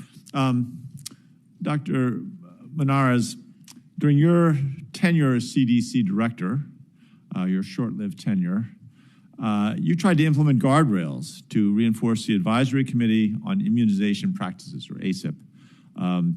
Given the Secretary's actions, do you still agree that we need those guardrails?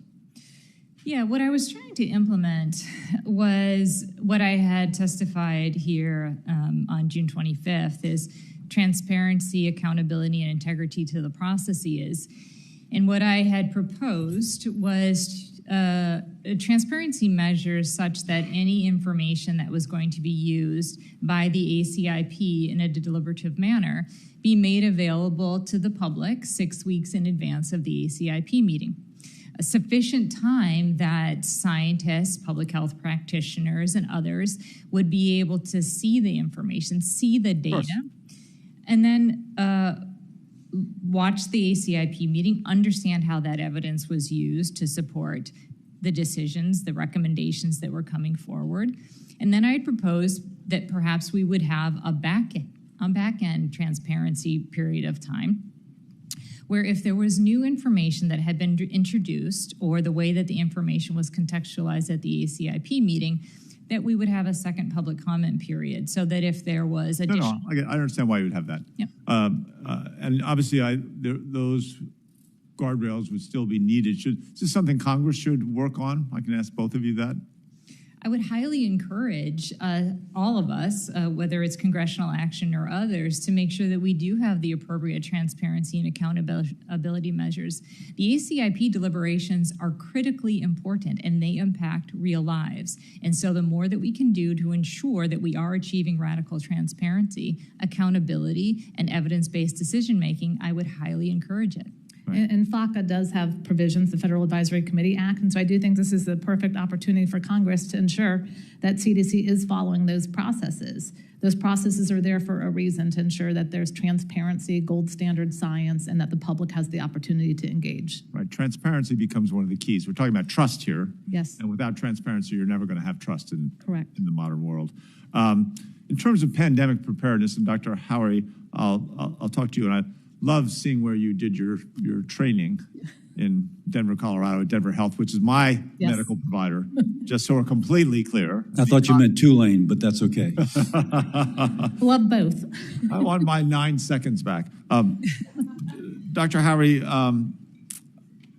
given the layoffs, somewhere in the process of over 2,000 employees have been fired or attempted to be fired.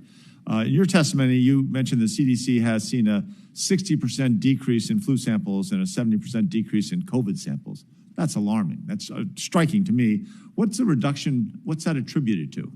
So a lot of that is attributed to withdrawing from the World Health Organization. Many countries don't view us as the same level of partner. That's something that can be overcome, but it takes leadership to really proactively reestablish those partnerships so that we're not flying blind. We know what pathogens are out there. Right, and I'll just leave a question. What keeps you up at night? What keeps you both up at night, very concisely? The next outbreak, and I don't believe that we'll be prepared.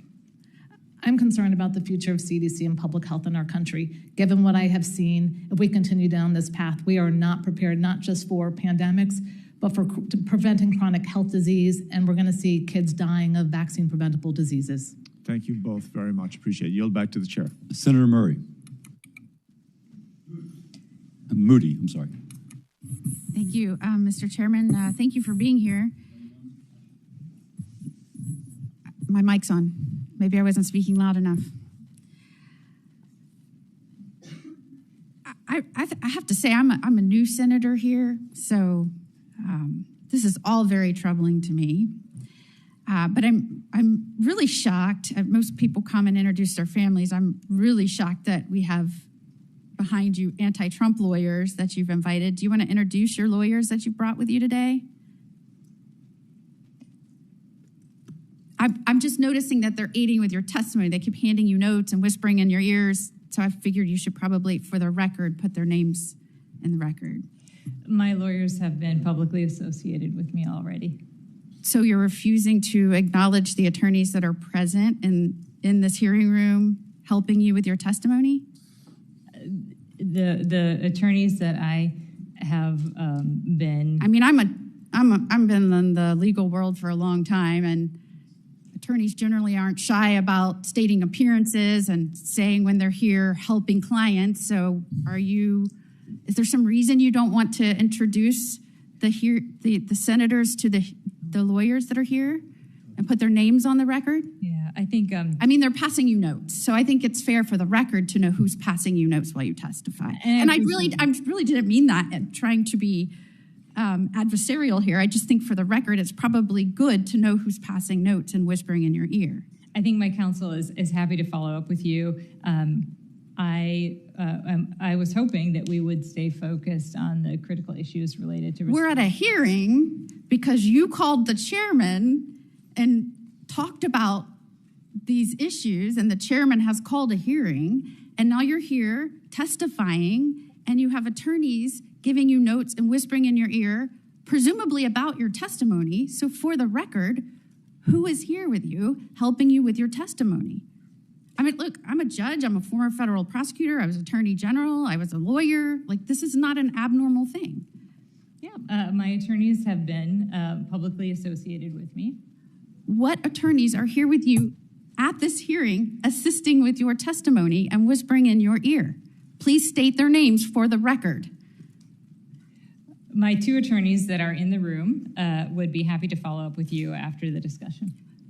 So, Mr. Chairman, I would like the record to reflect that you have called a hearing of two people who have hired anti-Trump lawyers.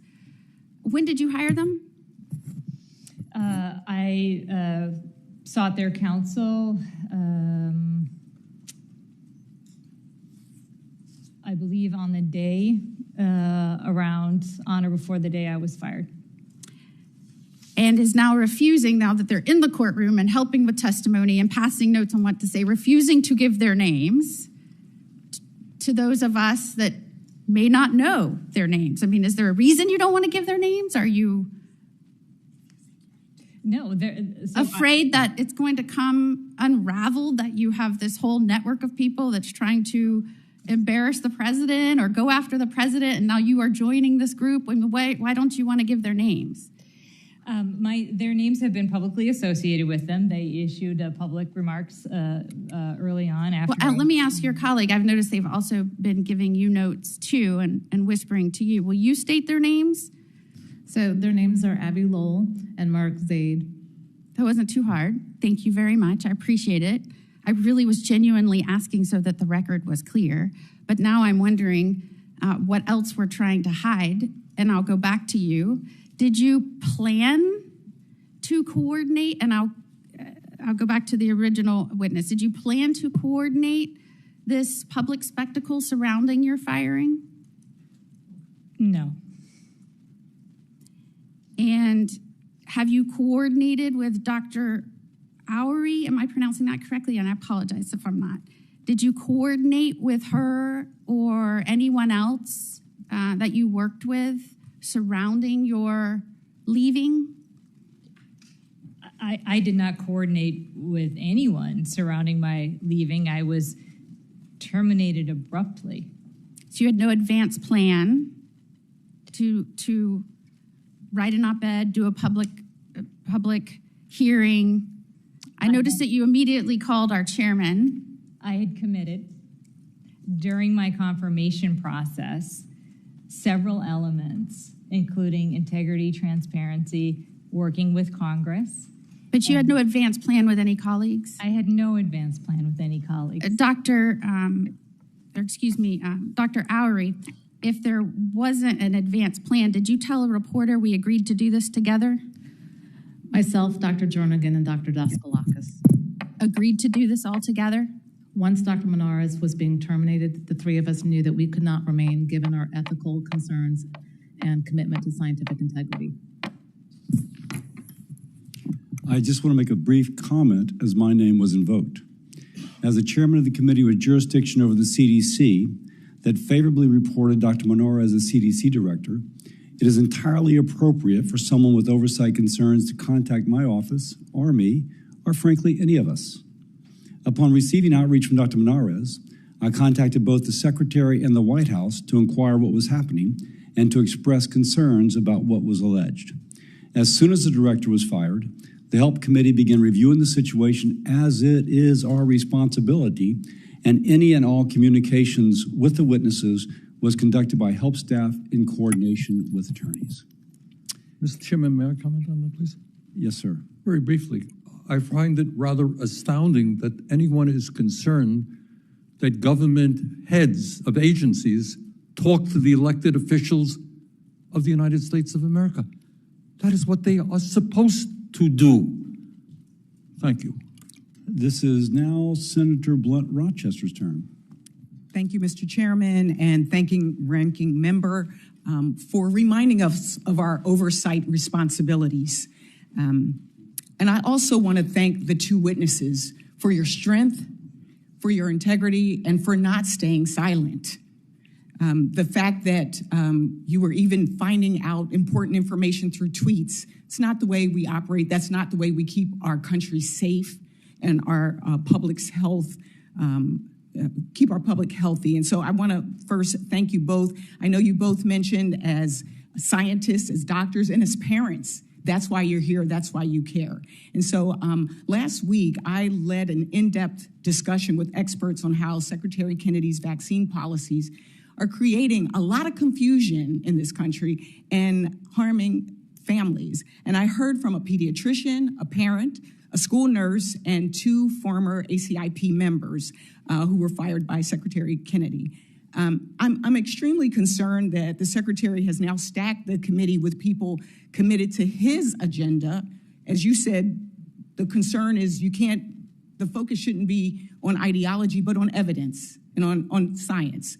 To put them there, Secretary Kennedy accused former members of being, quote, plagued with conflicts of interest and used that as a pretext. A question for both of you. Did you ever observe anything that cast doubt on the scientific abilities of those members? I would actually just state, Dr. Monarez and I had worked together when she was acting director. We posted conflicts of interest for the past 2 decades of the ACIP members to really embrace what the president had said around radical transparency and to dispel the conflicts of interest. We have a rule at ACIP, or we did when I was there. I can't speak to now. But if you had any sort of bias, you recused yourself from that discussion and that vote. And if you had significant biases or conflicts of interest, you weren't included on ACIP. Were you ever present with any evidence of conflicts of interest that impaired the decision-making of any ACIP members, the former members? I was not, but I would just note that I can't speak as much to the current ACIP members. One was an expert witness against Merck, but participated in discussion on Merck. Great. Thank you. And Dr. Monarez, if there's anything you want to contribute, I'm trying to understand if there are any reasons that we should think that these individuals should have been fired. You could say, no, I don't know. I had the ACIP members that were fired after the April meeting. I had not interacted with them. I had no, preconceived notions. And Dr. Howry? And I say I can't speak to them individually, but what I can tell you is when you look at the members, you look at geographic representation. I know that one was from the Midwest, focused on immunocompromised patients because that was a need to fill. You look at it as a whole of expertise, and that's what ACIP was. And I want to go back to something, the hepatitis B shot keeps coming up, and I want to know, Dr. Monarez, is there anything that you want to clarify or say more about this? I mean, it's my understanding that before 1991, when not all babies were vaccinated, about 20,000 babies were infected each year, and that after the CDC's recommendations in the 1990s, that dropped by 99%, this terribly contagious disease. And the reason why we test everybody is because certain moms might not have been tested and don't know that they have it. So is there anything else you want to add? Because I know this has come up numerous times. I think those are consistent with the information that I have associated with hepatitis B and it's the promise of the vaccine. I do want to touch on one thing that was brought up in the context of that discussion, that CDC forces people to get vaccinated. CDC doesn't force anyone to get vaccinated. CDC provides recommendations supported by evidence to allow parents and physicians and others to make a choice, a decision in the best interest of themselves or the health of their families. And one last thing I want to clarify as well. We talk a lot about ACIP members, but behind the scenes were these work groups, these working groups, the American Medical Association, the American College of Physicians, the American Geriatrics Society, American Osteopathic Association, the National Medical Association, the National Foundation of Infectious Diseases. It goes on. These were the groups behind the scenes making these recommendations, and they were, to your testimony, Dr. Howry, pulled back and said, no, thank you, we don't need your help. Is that correct? Is that accurate? Yes, they were pulled off the work groups, and I do think when we have experts, whether it's from societies or just with specific expertise, it's very much needed, and these organizations help with implementation, and we say talk to your doctor. So we need those doctor organizations participating. As a grandmother and a mom, I just want to say thank you for the work that you do and have done. And these are unsung heroes, people behind the scenes, just like those thousands of CDC employees, those who are fired and those who remain and still need our support. Thank you, and I yield back.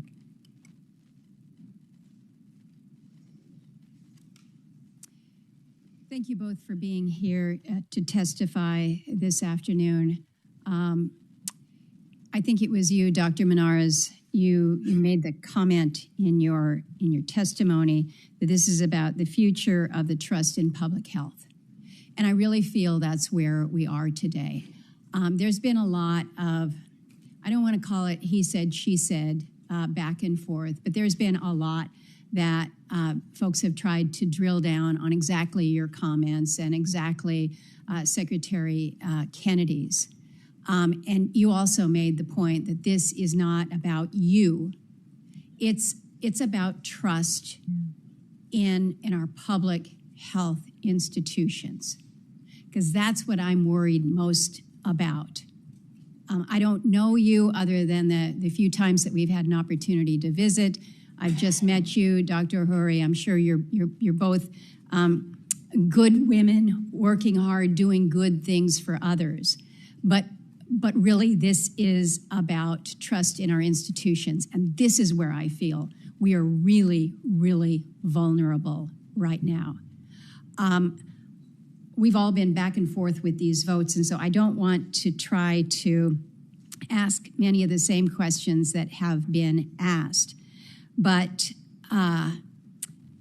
we have a structure within the CDC that is your career public health officials.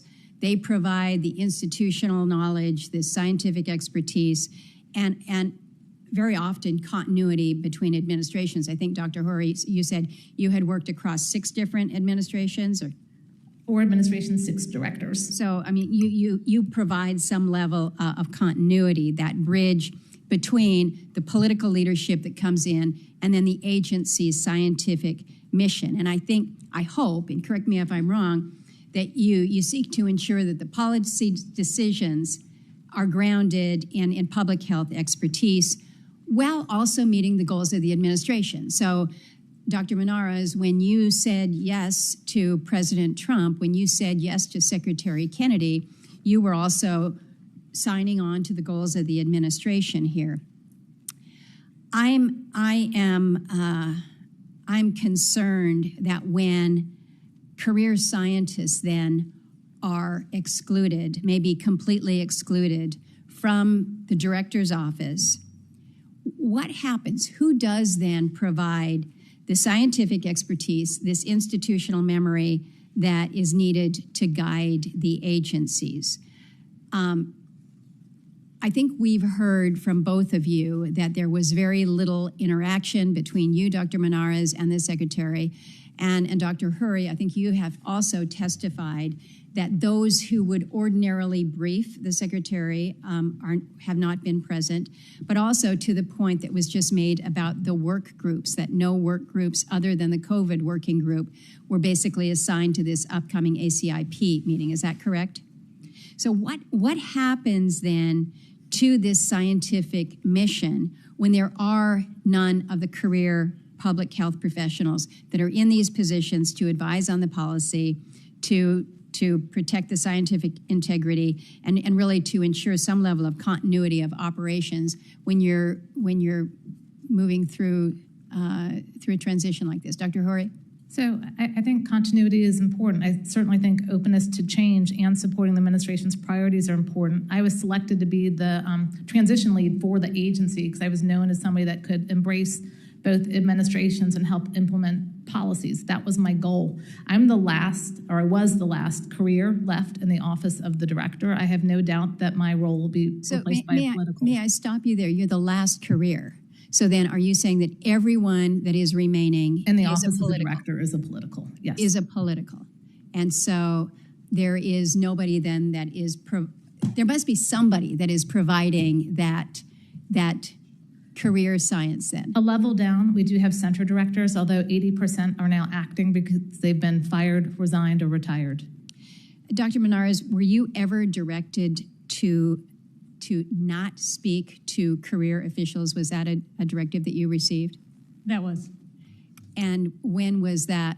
When were you directed to not speak to career officials? Yeah, that transpired over the course of August 25th in the engagements with Secretary Kennedy, and that I was directed to only work with the political appointees that he had put in place at CDC and not to speak or work with career scientists. Well, my time has expired, and I will turn to, is it Senator Kane?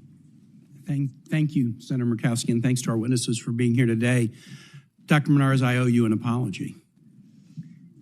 When you were here for your confirmation hearing, I questioned you very significantly, not on your qualifications. You got over the qualifications bar easily, but my worries about the direction of HHS made me question you very significantly on your backbone. You did? A trait that is not in long supply in this town. And then when I voted against your confirmation, I cited that as the reason. Again, no concern about your qualifications. I had concern about your backbone, and I was wrong. And I apologize to you for being wrong. I think it's important when you're wrong to admit you're wrong. I want to ask you a question to follow up on an answer you gave to Senator Baldwin, and I'm not sure I heard it right, but were you instructed by the Secretary of HHS to not speak to senators? I was instructed to not speak directly with senators. And was that also in the August 25th meeting you described? That was over the course. I had several engagements with the Secretary over that day, and it was in one of those meetings that I was instructed. So confirmed CDC director, Senate confirmed. We used to speak with the CDC director all the time during COVID and during other emergencies, instructed not to speak to senators. Is my memory right? Doesn't Secretary Kennedy say he's about radical transparency? That is one of the areas he has prioritized. Yeah, well, putting a gag order on a CDC director and directing her not to speak to those who have confirmed her and to whom she is responsible for oversight is a very serious matter. I want to talk about measles and finish with a question for Dr. Howry. Just really get in the minutia about measles. 1,454 cases in the U.S., 4 in Virginia. And I'm just going to give you about the most recent one in Virginia. School-age child, early September, 5 to 12 years old. Measles is really contagious, spreads through the air. You can contract measles when somebody has had it in a room, even 2 hours after they've gone from the room. Mm-hmm. And you often don't show symptoms for days. When this child with measles was identified and the case was reported to public health officials, our Virginia Department of Health had to spring into action. They had to find potential exposure. The child, while infected but before demonstrating symptoms, had attended school for 1 day and had visited multiple healthcare facilities. In 1 day, 1,000 Virginians were exposed to measles by this one child. The VDH coordinated with the healthcare community and the school district to contract trace 1,000 people, followed up with 800 people, including babies in a NICU too young to be vaccinated, had repeated contacts with these individuals to make sure that they weren't showing symptoms. The VDH has dozens of staff, about 50 were working on this issue. And within days of the knowledge of the case, the VDH had worked to notify all 1,000 people. Now they have to continue to monitor for another 21 days. 45 to 50 officials had to work just on this one case. I'm very proud of their work. And I'm sharing the background just so people understand how serious even one case of measles is. The Infectious Disease Society of America says the median cost for a health department to respond to one case of measles is $32,000. So just multiply that by the 1,454 cases this year, $46,464,000 already to respond to measles, which is at a rate that we haven't seen in a number of years. A case costs a median of $3,200, but the price increases as you're trying to contact trace. The median price to contact trace is $223. So for Virginia, just to contact trace 1,000 people, $223,000 for one case. I bring this all up because to make it even harder for states to respond, in March, Secretary Kennedy rescinded $11.4 billion in public health funding to states. To Virginia, our Department of Health lost $425 million during the worst measles spread we've seen in recent years. The money was being used to modernize the state's technology to allow it to better track and respond to outbreaks, to upgrade the state's epidemiology labs, and to support community health workers. 500 employees and contractors in Virginia have been laid off because of these cuts. This shouldn't be happening. Dr. Howry, did you or career scientists ever brief Secretary Kennedy about recent measles outbreaks? We did not brief Secretary Kennedy. Did you speak with any HHS or CDC political staff regarding the outbreaks? with CDC political staff, absolutely. Our team did, like the chief of staff and our communications about measles. And I did want to just follow up on your point about funding. That's my concern. 80% of funding of CDC goes out to state and local communities. So as we see budget cuts to CDC, your community will see that too. And the boots on the ground work that you did in Virginia is exactly the heart of public health. Thank you. I yield back. Thank you. Thank you so much for being here. And Dr. Monarez, I appreciate your time coming before this committee again. I'd like to go over some time frames first. But first of all, who fired you? I believe the president fired me. Okay. Do you serve at the will of the president? I do. And just for the record, the president's removal power is rooted within the Constitution's separation of powers and are necessary to ensure that the executive branch officials are aligned with the administration's policy. This means the president can remove them at any time for any reason or for no reason at all. Would you agree with that? I would. Okay, so what day was you fired? I believe I was fired on August 27th. Okay, what day was the first time you seeked counsel? Not retained, seeked counsel. I don't recall. We can get those records, so maybe you should recall them, because I think you might have an honesty issue here that we want to point out. So, what day was it that you spoke to the attorneys the first time?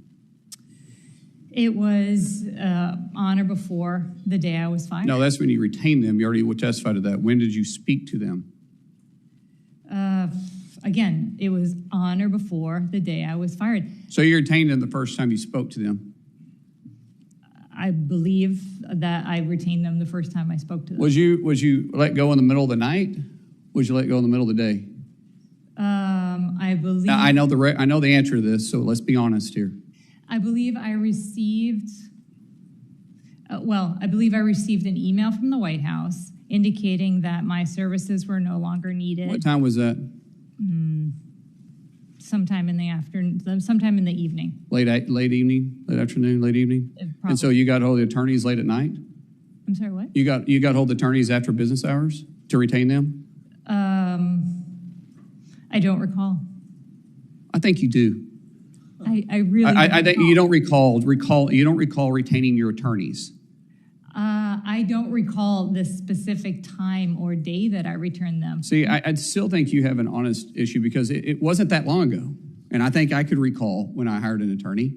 And I could definitely recall the time I did it. Now, let's ask, when did you remove the political appointees from the floor that you work on? Again, I did not. I moved some political appointees in, and I put my senior advisors together. When did you remove them and remove their access to your floor? And you had a conversation with the secretary about this. When did that happen? Like how many days into your job? I'm sorry, I don't even know what you're asking. Yeah, you do, because you already talked about political appointees that the secretary had put in place. You removed the political appointees that was in there when you first got to your work. When did you remove them from your floor and take away their ability to access your floor? And you know exactly what I'm talking about because you and the secretary spoke about that. You're miscontextualizing. No, I'm not. I'm asking the question, what day did you remove them? I have one political chief of staff. I have 3 political chiefs of staff. I had space made for all of them in my suite. When did you remove the political appointees or the political hires before you got there? That was there prior to you getting there. This isn't hard. It's not hard. You talk in circles, and I just want an answer because you know. So I had the security of my suite. Okay. So let me ask you something. Your conversation with the secretary, you said that he said he didn't trust you. Correct. You testified to that. Is that really how that conversation went? Because there's other people in the room, and I think the conversation was, can he trust you? And your answer was? He said he could not trust me. No. The answer, ma'am, it was a recorded meeting. So you can testify one way, or you can prove that you're lying or be honest with this committee. And I'm giving you the opportunity to be honest here because you've been really walking around the edges and not being truthful. So did he ask you the question, can he trust you? And your answer was? He told me he could not trust me. And I told him if he could not trust me, he could fire me. That isn't how that conversation went. And you know that, don't you? He told me he could not trust me, and I told him if he could not trust me, he could fire me. Ma'am, all we're looking for is you to be honest, and you haven't been. You're not being honest with the conversation you're having. You're not being honest with the timeline, and you won't even give the answers of who your attorneys were. And all we're looking for is you to be honest. If we're going to have a hearing and we're going to discuss certain things, let's make sure we're talking with someone that we can trust your answers. It's like my kids. I tell my kids all the time, you know, one thing I want from you, I can deal with any situation we walk into as long as I know you're being 100% honest with me. The minute I can't tell you're being honest with me, I can't trust you. From then on, everything you say is questioned. And you have to question you because your personality and your answers aren't correct. Therefore, I yield back. Senator Markey. Dr. Monarez, Dr. Howry, I want to thank you for being public health heroes. When you took your positions, you swore an oath to public health and safety, not to political ideology. And you kept that promise to the American people. When confronted with pressure to make decisions based on political science, you chose real science. You said clearly that vaccines work, that they are safe, and that our children and most vulnerable deserve the life-saving protections that vaccines have provided for generations. Robert F. Kennedy Jr. may put the con in conscience, but you put the science in conscience, which is where it belongs at the CDC. It is my hope that more officials within the CDC, within HHS, and throughout this administration look to what you, Dr. Monarez, and Dr. Howry have done, and that they feel inspired by what you have done and what you're doing here today. In the face of political pressure and threats and misinformation and conspiracy theories, you are standing up for science, standing up for facts, standing up for the protections which our children and families need. You're standing up for what is right, and I hope that your colleagues follow you. Before hepatitis B vaccine was approved in the 1980s, upwards of 300,000 Americans were infected each year, including nearly 20,000 children. Thanks to hepatitis B vaccine, annual cases are now down to roughly 22,000, a 93% reduction. And for children, there is now only a handful of cases each year, with a total of only 13 cases in babies in 2022, down from 20,000. That is a stunning public health success. We achieved that because every newborn gets the Hep B shot at birth. Why? Because 9 out of 10 infants infected at birth become chronically infected, and a quarter of them will die due to hepatitis B.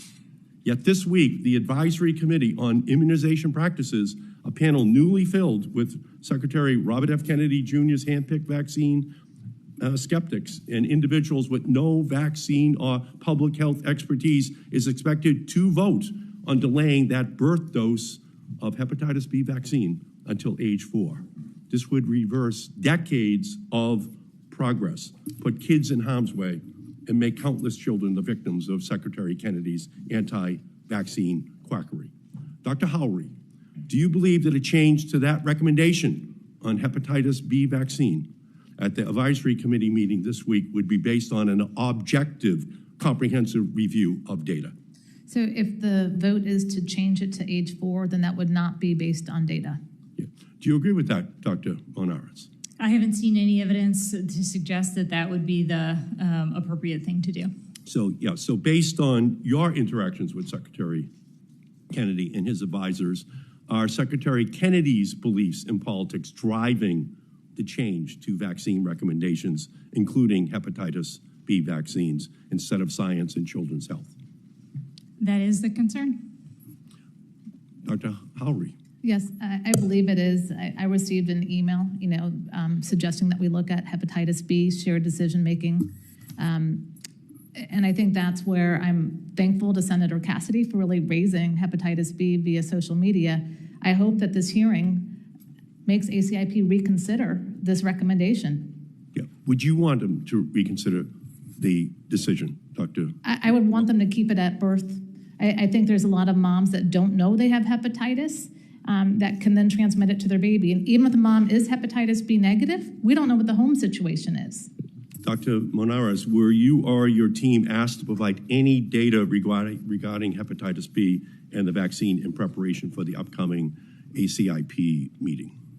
So I am not aware of any requests to myself. I would defer to Dr. Howry as well, as she was overseeing. But we directed our staff to provide data because we thought it was important, just like we have in other meetings to where there weren't work groups, that CDC staff provide data to discussions. Is that traditional practice where No, people are not, where experts are not being asked? Well, traditionally there's work groups that develop it, but we had a case at the last meeting to where our experts developed evidence because there wasn't a work group, and we were asked by the Secretary's office to remove that document. Yeah, Dr. Howry, is the current Hep B vaccine recommendation a universal birth dose for infants based on a thorough and comprehensive review of decades of data and evidence?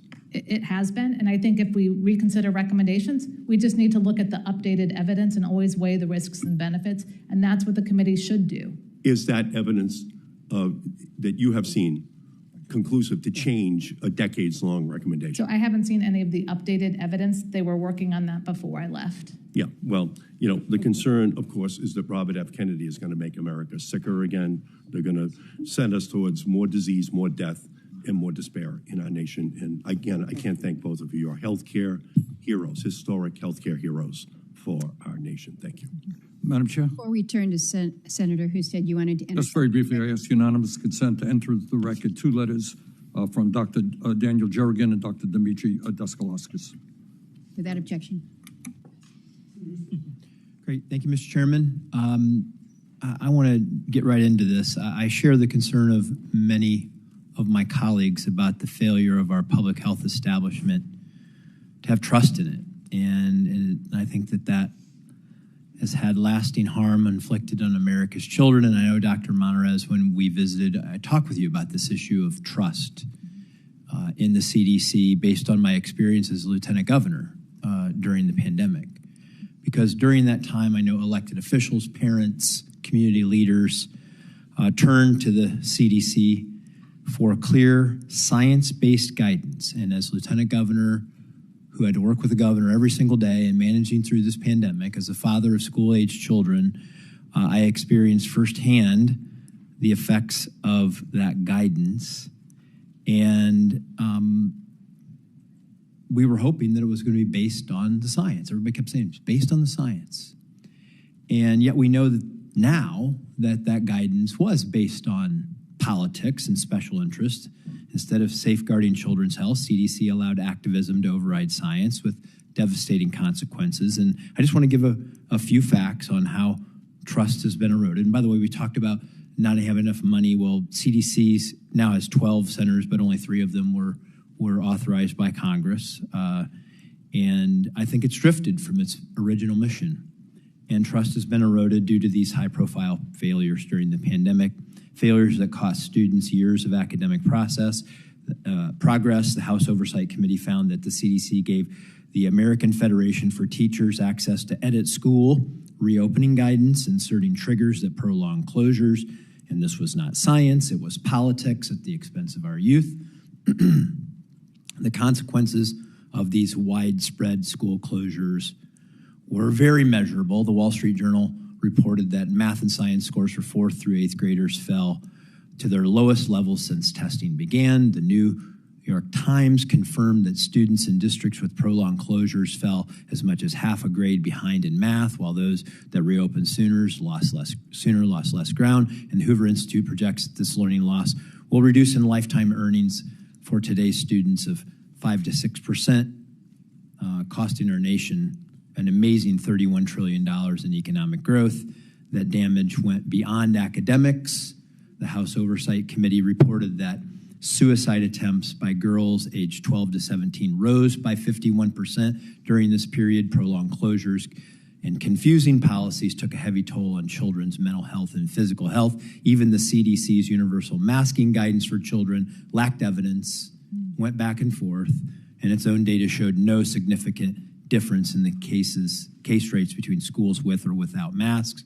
And equally troubling was the CDC's growing susceptibility to special interests through the CDC Foundation, which accepted private donations, including thousands of contributions routed through platforms like ActBlue, and with these weak safeguards, the agency left to police itself. It further undermined public confidence during this whole process.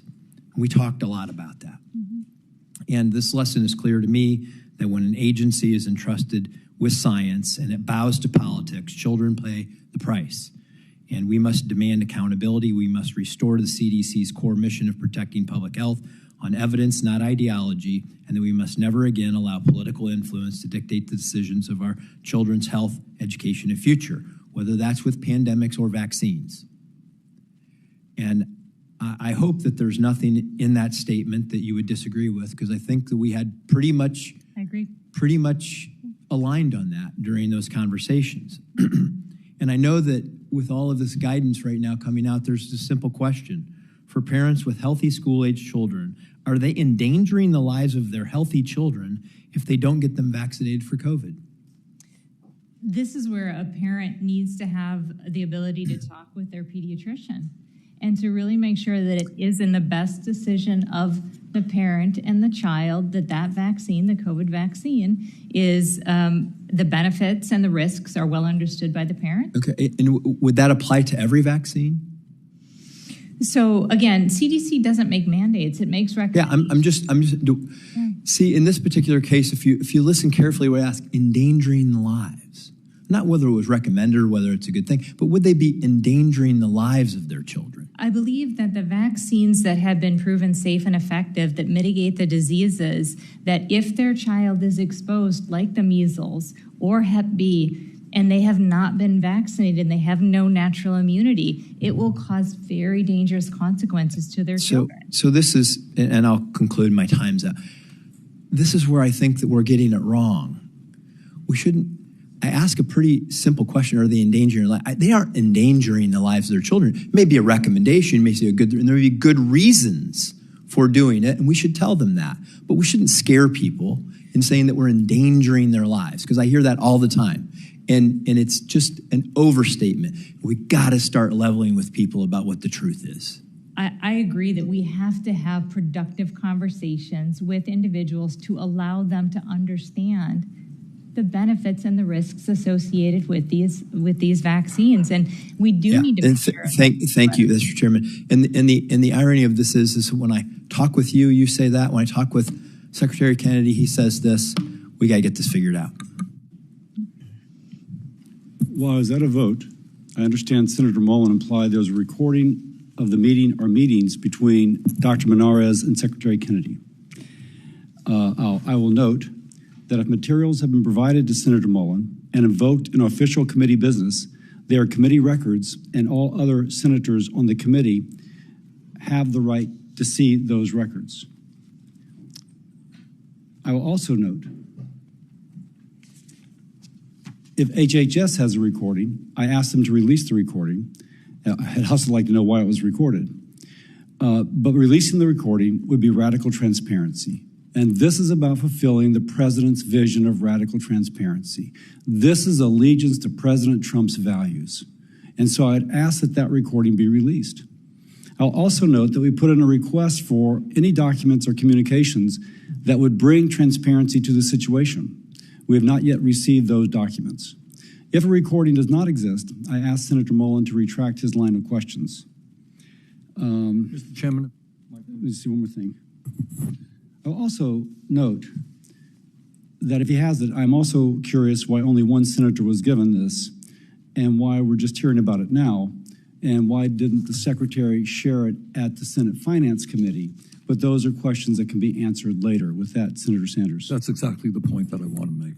I mean, how does it happen, if it is true, that one senator has access to an alleged tape recording of a meeting? Nobody else has it, including the chairman. This is what we're dealing with right now. And this is what I think, well, Dr. Monarez, this is a very politicized situation, and it's unfortunate. Thanks. Senator Kim. Thank you, Chairman. Thank you to the two of you for coming on out here. Dr. Monarez, I wanted to just start with you. You were talking about how you were directed to fire career officials. I guess I just wanted to ask you, what was the plan? Who would have replaced them? Yeah, part of what the secretary told me in the discussion related to those career officials was a sequencing of firing the leadership, promoting their deputies. If the deputies did not do what I had wanted, I needed to fire them, promote the next group, and continue to do so until I got to an organization that was compliant with my demands. So the plan was to literally just kind of keep firing until there was somebody in that position that was willing to go along with what Secretary Kennedy was asking. Is that right? That is what he communicated to me, yes. I guess I wanted to just ask you, are you aware if this type of practice and this kind of order is given to other parts of HHS, FDA, NIH, any other parts? He had said, although I have no means to verify this, that others at FDA, NIH, and CMS were engaging in this practice. I raised that, Mr. Chairman, I think, we were raising concerns about what's happening with regards to the CDC, but as mentioned, we're hearing potential allegations that, this type of action is being taken part in other parts of HHS, and I hope this committee can try to follow up on that.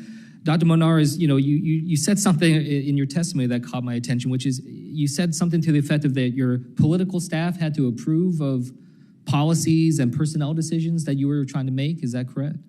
That is correct, and that was the email that has apparently now been made available through the Washington Post. And so when you talked with Secretary Kennedy, he talked about wanting to have you fire. He also talked about, you talked about him ordering you to pre-approve decisions made by the ACIP. When Kennedy was asked about that last week, he said, quote, "No, I did not say that to her. I never had a private meeting with her. There were other witnesses that will say, I never said that." I guess I'm just asking you, who else was in these meetings with you? So the meeting where that was first stated and the request, the demand made of me, included 5 other participants in addition to the secretary. It included his deputy, the deputy secretary, his chief of staff, the deputy chief. Will you please give names? I'm sorry. Yes, sorry. The deputy secretary, Jim O'Neill, the chief of staff, Matt Buckham, the deputy chief of staff, Stephanie Spear, a member of the general counsel staff, Bob Foster, and a member of his council staff is Ken Callahan. I think what really stands out to me is this question, if he's not listening to you, if he's not listening to CDC career staff and experts, the question is, who is Secretary Kennedy listening to about these important decisions that are before us? And not only just the idea of listening, but both of you have addressed this in so many different ways. I mean, Dr. Monarez, you talked about how they were, when you were talking to Secretary, he was basically telling you that the child vaccine schedule will change in September. Is that roughly right? That is correct. That's the idea that it was going to happen, not likely to happen in September. Going to happen. And Dr. Howry, you talked about this in so many ways, and I think the phrase that really stood out to me with your work was you said it was about pre-decided outcomes of votes. Is that correct? Is that what you were worried about? Yes.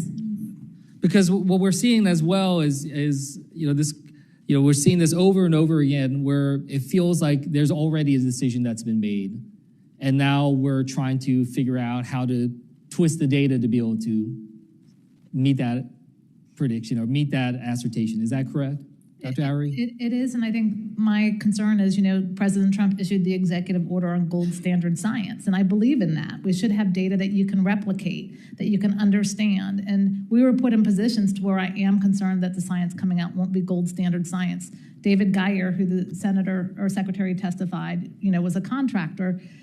was brought to CDC, and I had the deputy policy chief of staff of HHS come meet with myself and the other 3 leaders who resigned, Drs. Jernigan, Daskalakis, and Layden. And for 2 days, she sat with us and asked us to grant access to a data that has privacy and security concerns to this researcher. No, I appreciate you raising that, and just what we've seen in terms of how they've talked about this with the VSD, a lot of concerns, and I think there's a lot more this committee needs to do to look into that. Thank you, and I yield back. For the record, it's just been reported that Senator Mullen told reporters that he was mistaken in saying that the RFK Monarez meeting was recorded. But in case he's mistaken that he was mistaken, if there is a recording, it should be released. And it would beg the question of what other conversations were recorded. And I'll repeat what I said earlier. We have sent a request to HHS for records related to these incidences. We've yet to receive those. But of course, it would help the committee, which on both sides has found itself scratching its head. It'd help us kind of discern what the truth is.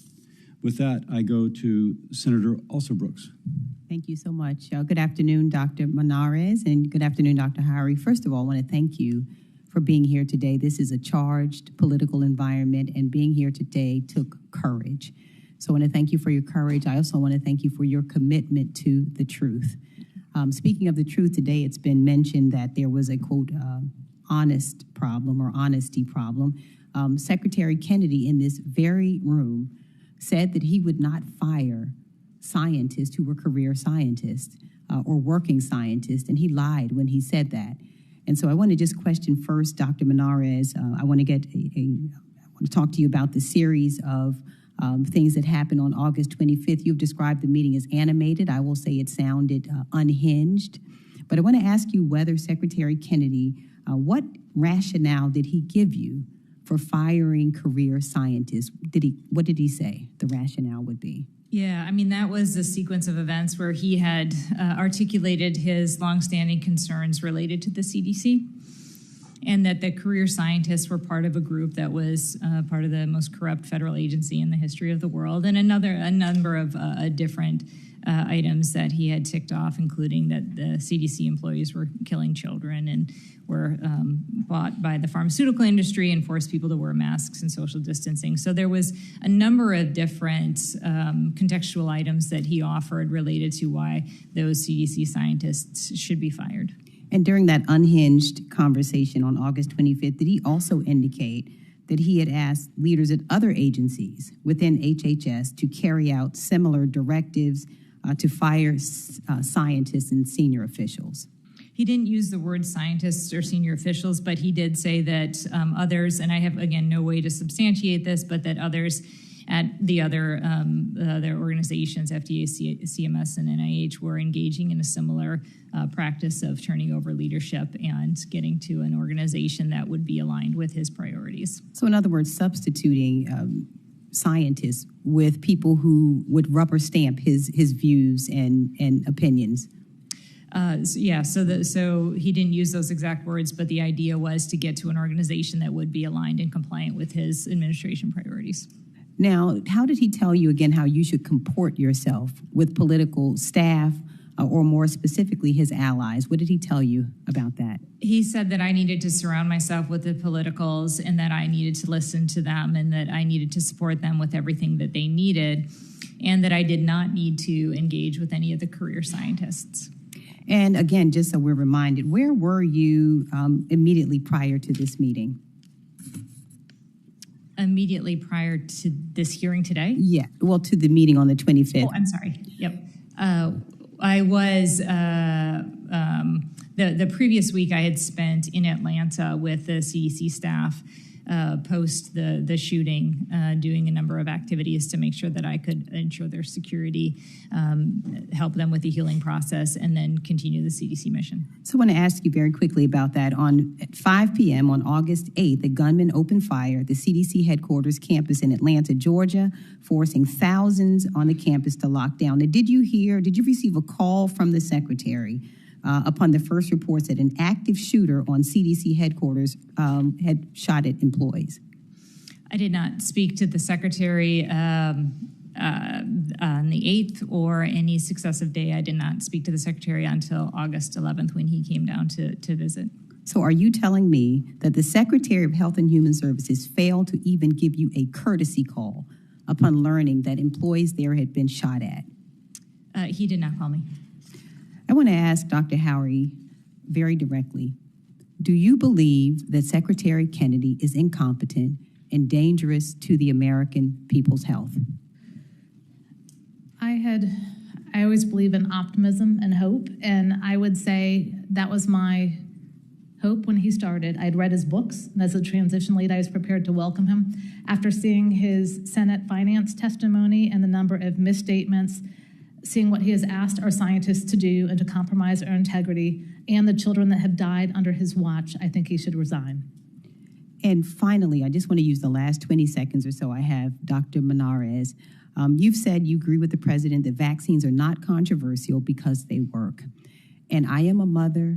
You are a mother. I would like you to take the last few seconds I have to talk to parents. My greatest concern would be confused parents who have kids who are going to kindergarten, going to daycare. What do you say in this moment about these parents, and what should they do regarding vaccines? Vaccines are safe, they're life-saving, and I would encourage any parent who is concerned about whether or not their child should get a vaccine to talk to their pediatrician, to understand the benefits of these life-saving medical products, and to make the best decision that they can to make sure that their children remain healthy and happy and can go to school and be safe. Thank you both so much for your integrity and for being here today. Thank you. Thank you, Senator Alsobrooks. I would now request unanimous consent to submit a article for the record. Dr. Monarez told us that Secretary Kennedy urged her to speak to Aaron Siri, and this article says, the title is, Anti-Vaccine Group with Ties to RFK Jr. Saw Another Windfall Last Year Record Show, and it points out that $6 million was paid to his law firm to pursue public records requests, et cetera, and $20 million at times past.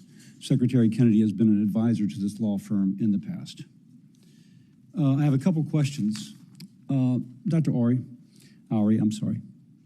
you said that Stuart Burns said that CDC's systematic review, I think on birth dose hepatitis B, correct, was biased. Did he share any alternative evidence to support his views? He had said that the questions we had posed could lead to bias. We had not developed a systematic review at that time. And what did he ask you to do with the evidence you accumulated? So he suggested 70 additional papers that had come from the Vaccine Compensation Fund, including some that were in French and Indian. That were what? They were in other languages that we could not then incorporate into the systematic review. I explained, as did the acting center director, that we have a systematic process we follow. The library was polling the evidence for us, and we couldn't speak to the data as we didn't have the data yet, and questions shouldn't bias. Questions provide answers. And you said, so did you have to pull what happened with the review you did? So it is underway. I don't know if it was completed because I left 3 weeks ago. And what happened with the review he did with references in Hindi, for example? So he didn't do a review of hepatitis B. He sent 70 references for the scientists to include. I don't know if they were included. I said if they had valid methods, they would be. Do you know if Stuart was representing the secretary's viewpoint? I believe he was, because he told me that the secretary had suggested age 4. Say that again, I'm sorry. He had said that the secretary, as had an HHS counselor to me, suggested the secretary wanted the birth dose moved. Okay. I'm sorry, my alarm's going off, so let me just do this so it's not distracting.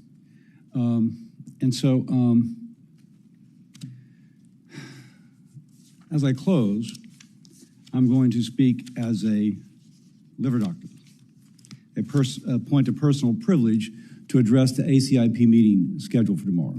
Folks know I'm a physician. As it turns out, I am a hepatologist, which is a liver specialist, and have published papers on liver disease and have seen people die from hepatitis. That was my practice of how do you teach students how to avoid this and how do you treat the patients that have it. Now, we've heard allegations related to ACIP here today that will need to be addressed.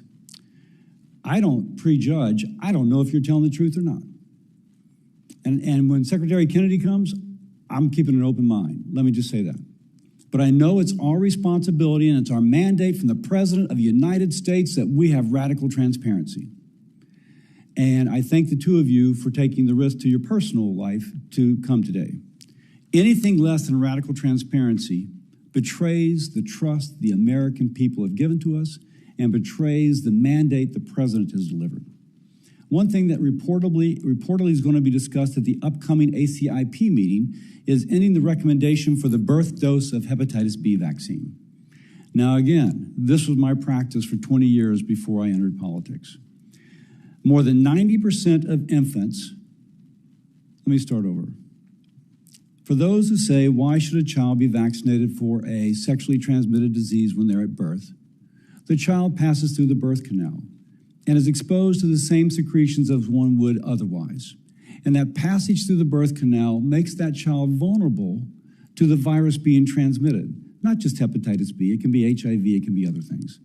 But in terms of hepatitis B, that happens. If that child is infected at birth, more than 90% of them develop chronic lifelong infection. Now, we'll talk about the consequences of that in a second. Before 1991, as many as 20,000 babies were infected with hepatitis B in the United States of America. And that changed when the hepatitis B vaccine was approved for newborns. And by the way, as Dr. Monarez says, this doesn't mandate. It doesn't say you can't leave the hospital unless you get it. It just says that if the mother accepts, then the insurance company has to pay. It's not mandated. It's just like, mama, if you think it's a good idea, accept it. In the decade following approval of a birth dose of hepatitis B, newborn infection of hepatitis B reduced by 68%. That's in the decade, so that's up to 2001. Now, fewer than 20 babies per year get hepatitis B from their mother. That is an accomplishment to make America healthy again. And we should stand up and salute the people that made that decision. Because there's people who would otherwise be dead if those mothers were not given that option to have their child vaccinated. Now, by the way, there's some who said they've never seen it, so therefore it cannot exist. I want to submit for the record a link to an X thread in which Dr. James Wong from California shares his personal information.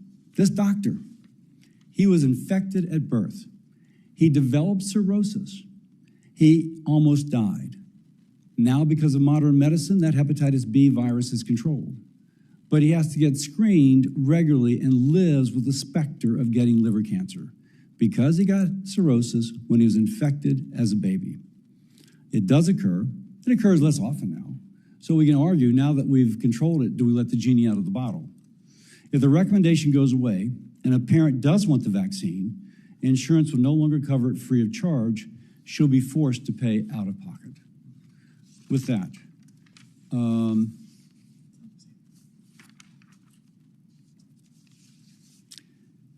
this brings us to the conclusion. Any senator wishing to ask additional questions for the record will be due at 5 p.m. Wednesday, October the 1st. Thank you again for the witnesses. Thank you for the audience. You're very respectful. The committee stands adjourned.